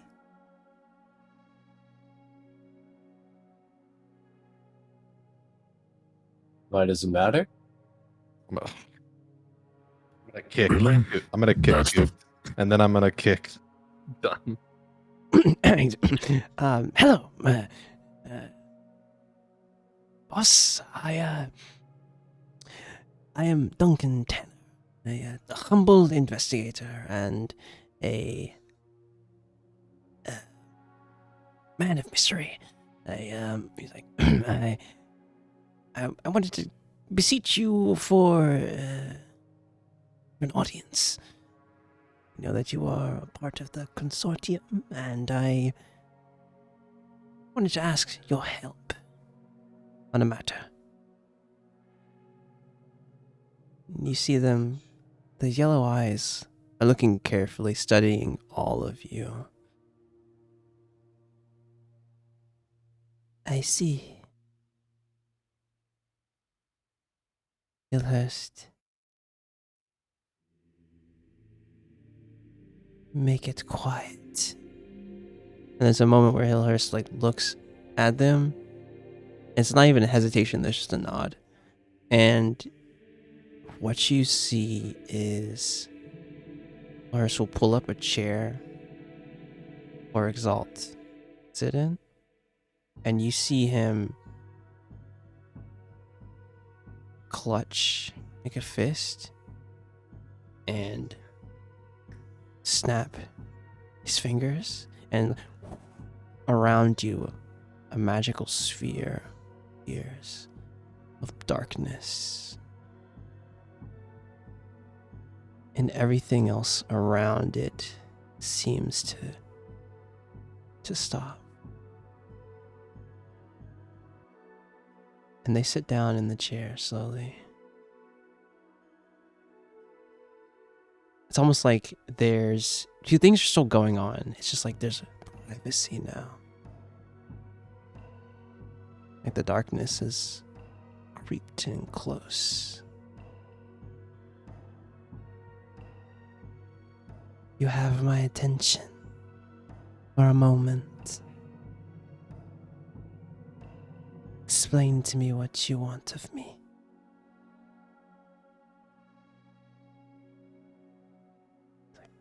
You see Dunn like actually visibly nervous. What are you guys doing? Dunn's like, I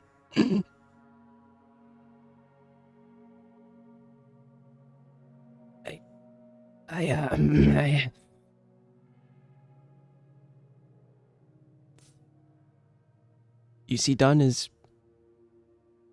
stricken here. What do you guys do?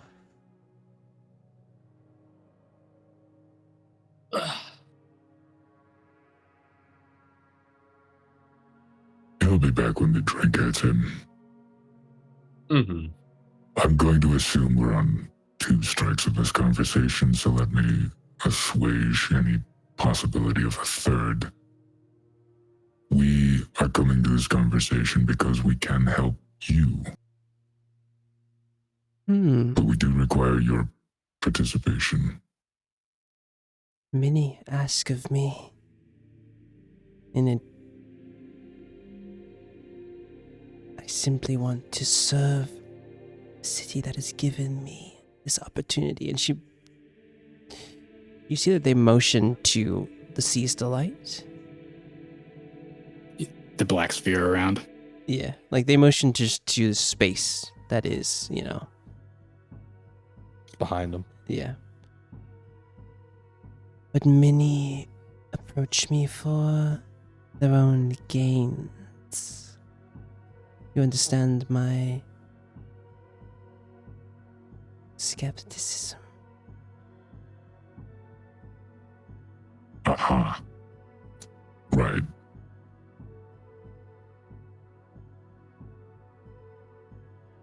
Well, it's good that you want to serve the city, because someone has to. Come on, Don. You know more than I do about this. Yes. Your liege, we have been following a mystery. It's not a mystery. There are monsters attacking people. Yes. So you know of the attack on the docks. We think this is connected to the Sahugan. And you see, as he mentions that, their eyes kind of go wide and kind of just focus and narrow for a bit. And kind of nodding for him to continue. He's like, so, over the past couple of months, the Sahugan activities have been more increasing than usual. And they have been dealing in things dark, plaguing the city. And we are sure that danger is coming to Albion.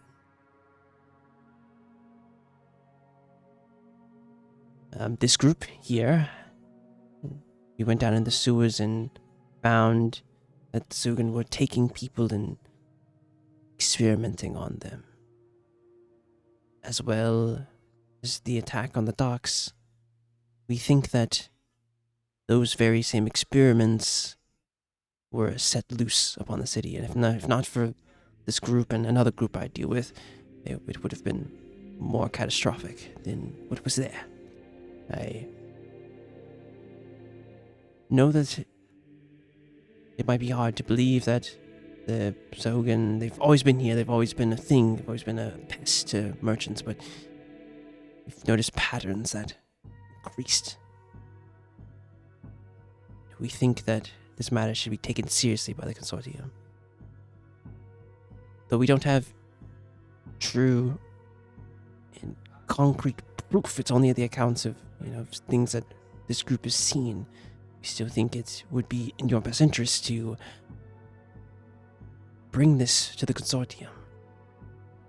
I have another group looking, and there's like a hand up as he's like goes continuously. They all kind of pause. So you think that the Sahugan are responsible for the dock attack and missing people? And she'll look to all of you. I think that's fact. It doesn't matter what I think. I see.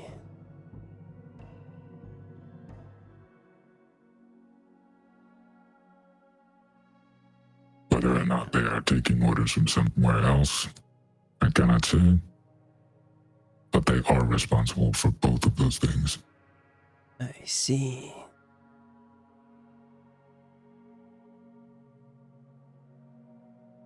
I am a new member of the consortium, so there was a lot of eyes on me to make good judgments.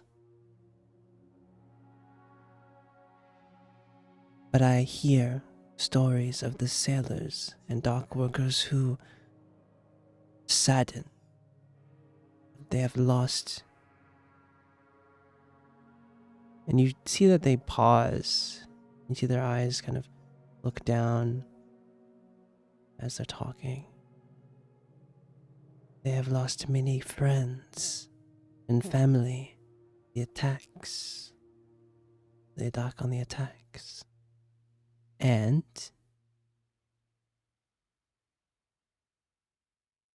they have no explanation to why.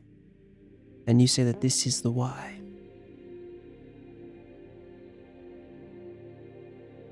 If I present this, I will need concrete proof. So I am not made a fool of. And this claim is taken seriously. You understand this? There are a lot of eyes on you to make good judgments. Fucking make one. What does concrete proof matter when you and the consortium can help to explain what is happening to these sailors and these people and prevent further damage to your city? I don't understand the hesitation.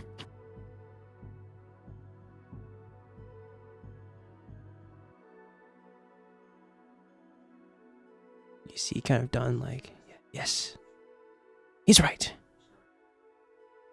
This is important. People have died and are going to die. Even more are going to die. And I need you to make I'm going to say intimidation. But yeah, at advantage because Dunn is helping you here. On a 28, you see that they are kind of I taking like that you said Dunn is helping and I rolled 10 less. 10 less, yeah. I mean, it makes sense.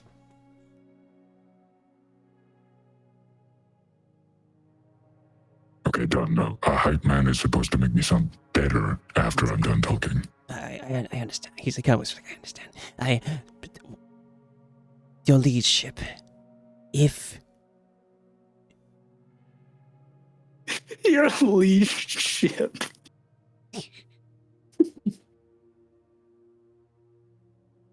if you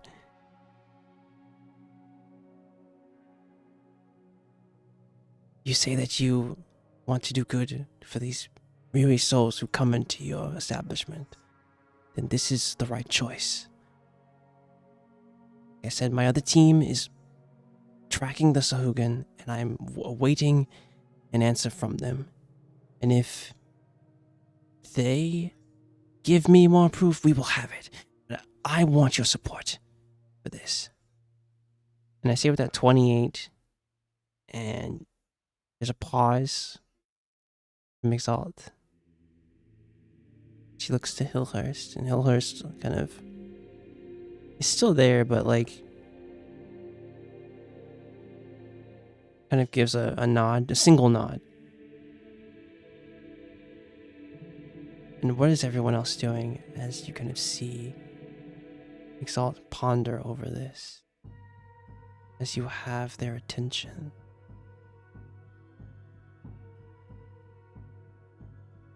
What I'm going to do is hold my tongue. Same. It's like smart people. 'Cause I had something I wanted to say, but the intimidation seems to be working. So I will hold. Yeah, I think we Mars. let this ride. Yeah, for Mhm. sure. I could have Yori's easily def- fucked it up. Trust me. Yuri's definitely wondering, like, what could we find vis-a-vis proof that it takes this beyond the fact that the Sahuagin had kidnapped some people and done something in a lab, and the fact that Sahuagin ran a ship into the docks. Yeah. Like, we don't need to prove that fucking happened. Exactly. We might be able to find something that implies a continuing pattern, but it's already a pattern. And we might be able to find some connection to whatever's giving them the dragon blood. But again, like, that only makes this a worse situation, not makes it a situation. You know what I'm saying? As Exalt opens their kind of eyes, resolute, like, you have convinced me. I will, at the next consortium meeting, bring this matter to their attention.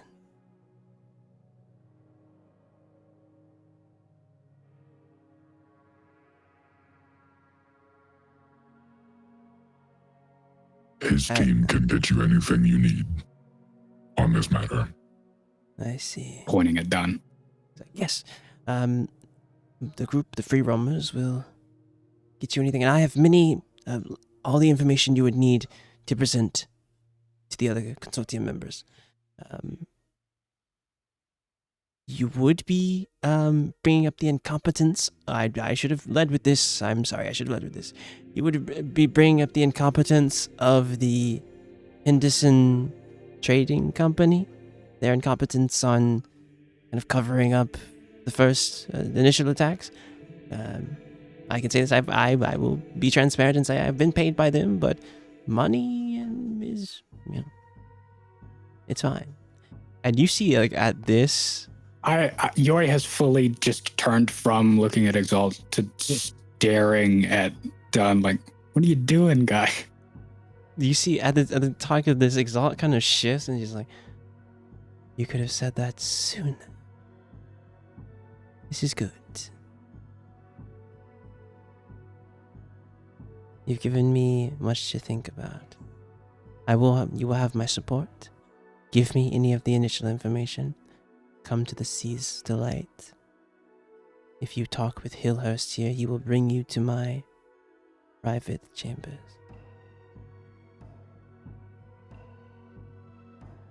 And there's a moment where Hillhurst like snaps again, and the darkness kind of shifts back into the periphery. Have they drunk their drink?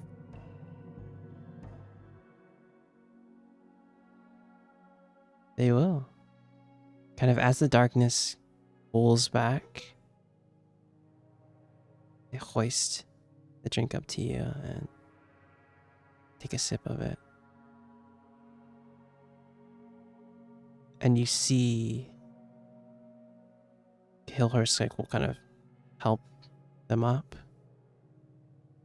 Like, thank you, Hillhurst. Make sure our guests do not pay tonight. It's on the house. As Exalt Thanks. heads over to the bar, the workers are like, oh, kind of straighten off a little bit, but they relax quickly as like you see like the stiffness of like having to present to themselves to everyone in more of like a showy fashion. With the staff, it's more relaxed, and they're kind of talking with the staff about things, and they kind of just give quick nods. Like, as like you see them go up to the second floor and do the same, go around, present themselves to people, and head to the bar that's up there, or do the kind of the same all around. As you all sitting here, Dunn's like breathes out. He's like, oh. Oof. Okay, that went well. Yes, that went well.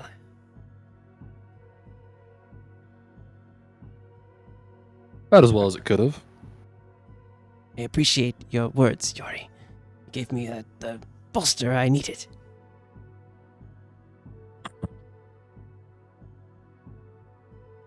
Yeah.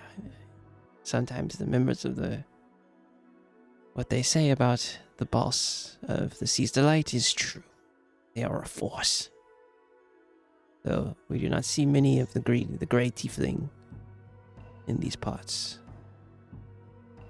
Oh, I guess say. It's like, oh. And there's a moment. I need an Arcana check from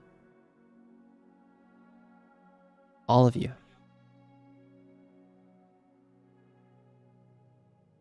Bruh, I have a +6 in this one. That sucks. Christ. No. Cooked if you would. Arcana? Arcana, Yes. yeah.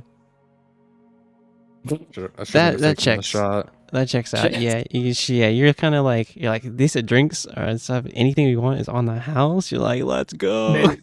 That's the They kind of said thought. drinks are in the house, and 3 out of the 4 people at the table left to go to the bar. Exactly. There's just like a. Mind if I do? And because It's been a long few weeks. As you look actually, at, I almost said because we're in a booth, I can't get out because Dunn's in the way. But I'm not in the booth anyway. I don't fucking fit. oh yeah, you're just chaired. They're accommodating here. As you kind of pull out and look, you see Dunn's face like freeze. He's like, kind of like he's getting sent a message from the sending spell. It's like,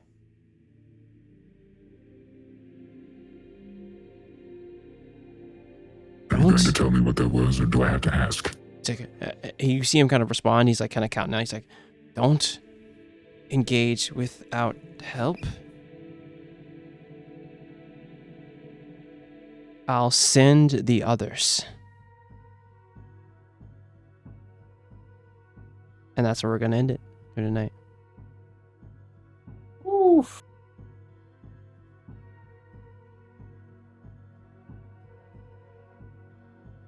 Good session, guys. That was Hell a yeah. good one. We'll see you guys next week. We got there. You guys got there for sure. Another episode of Tales of Arvyre. You know, things are moving. Things do be moving. Things are moving. Who knows where it's gonna go? We'll see you guys next week. Bye bye. Bye-bye.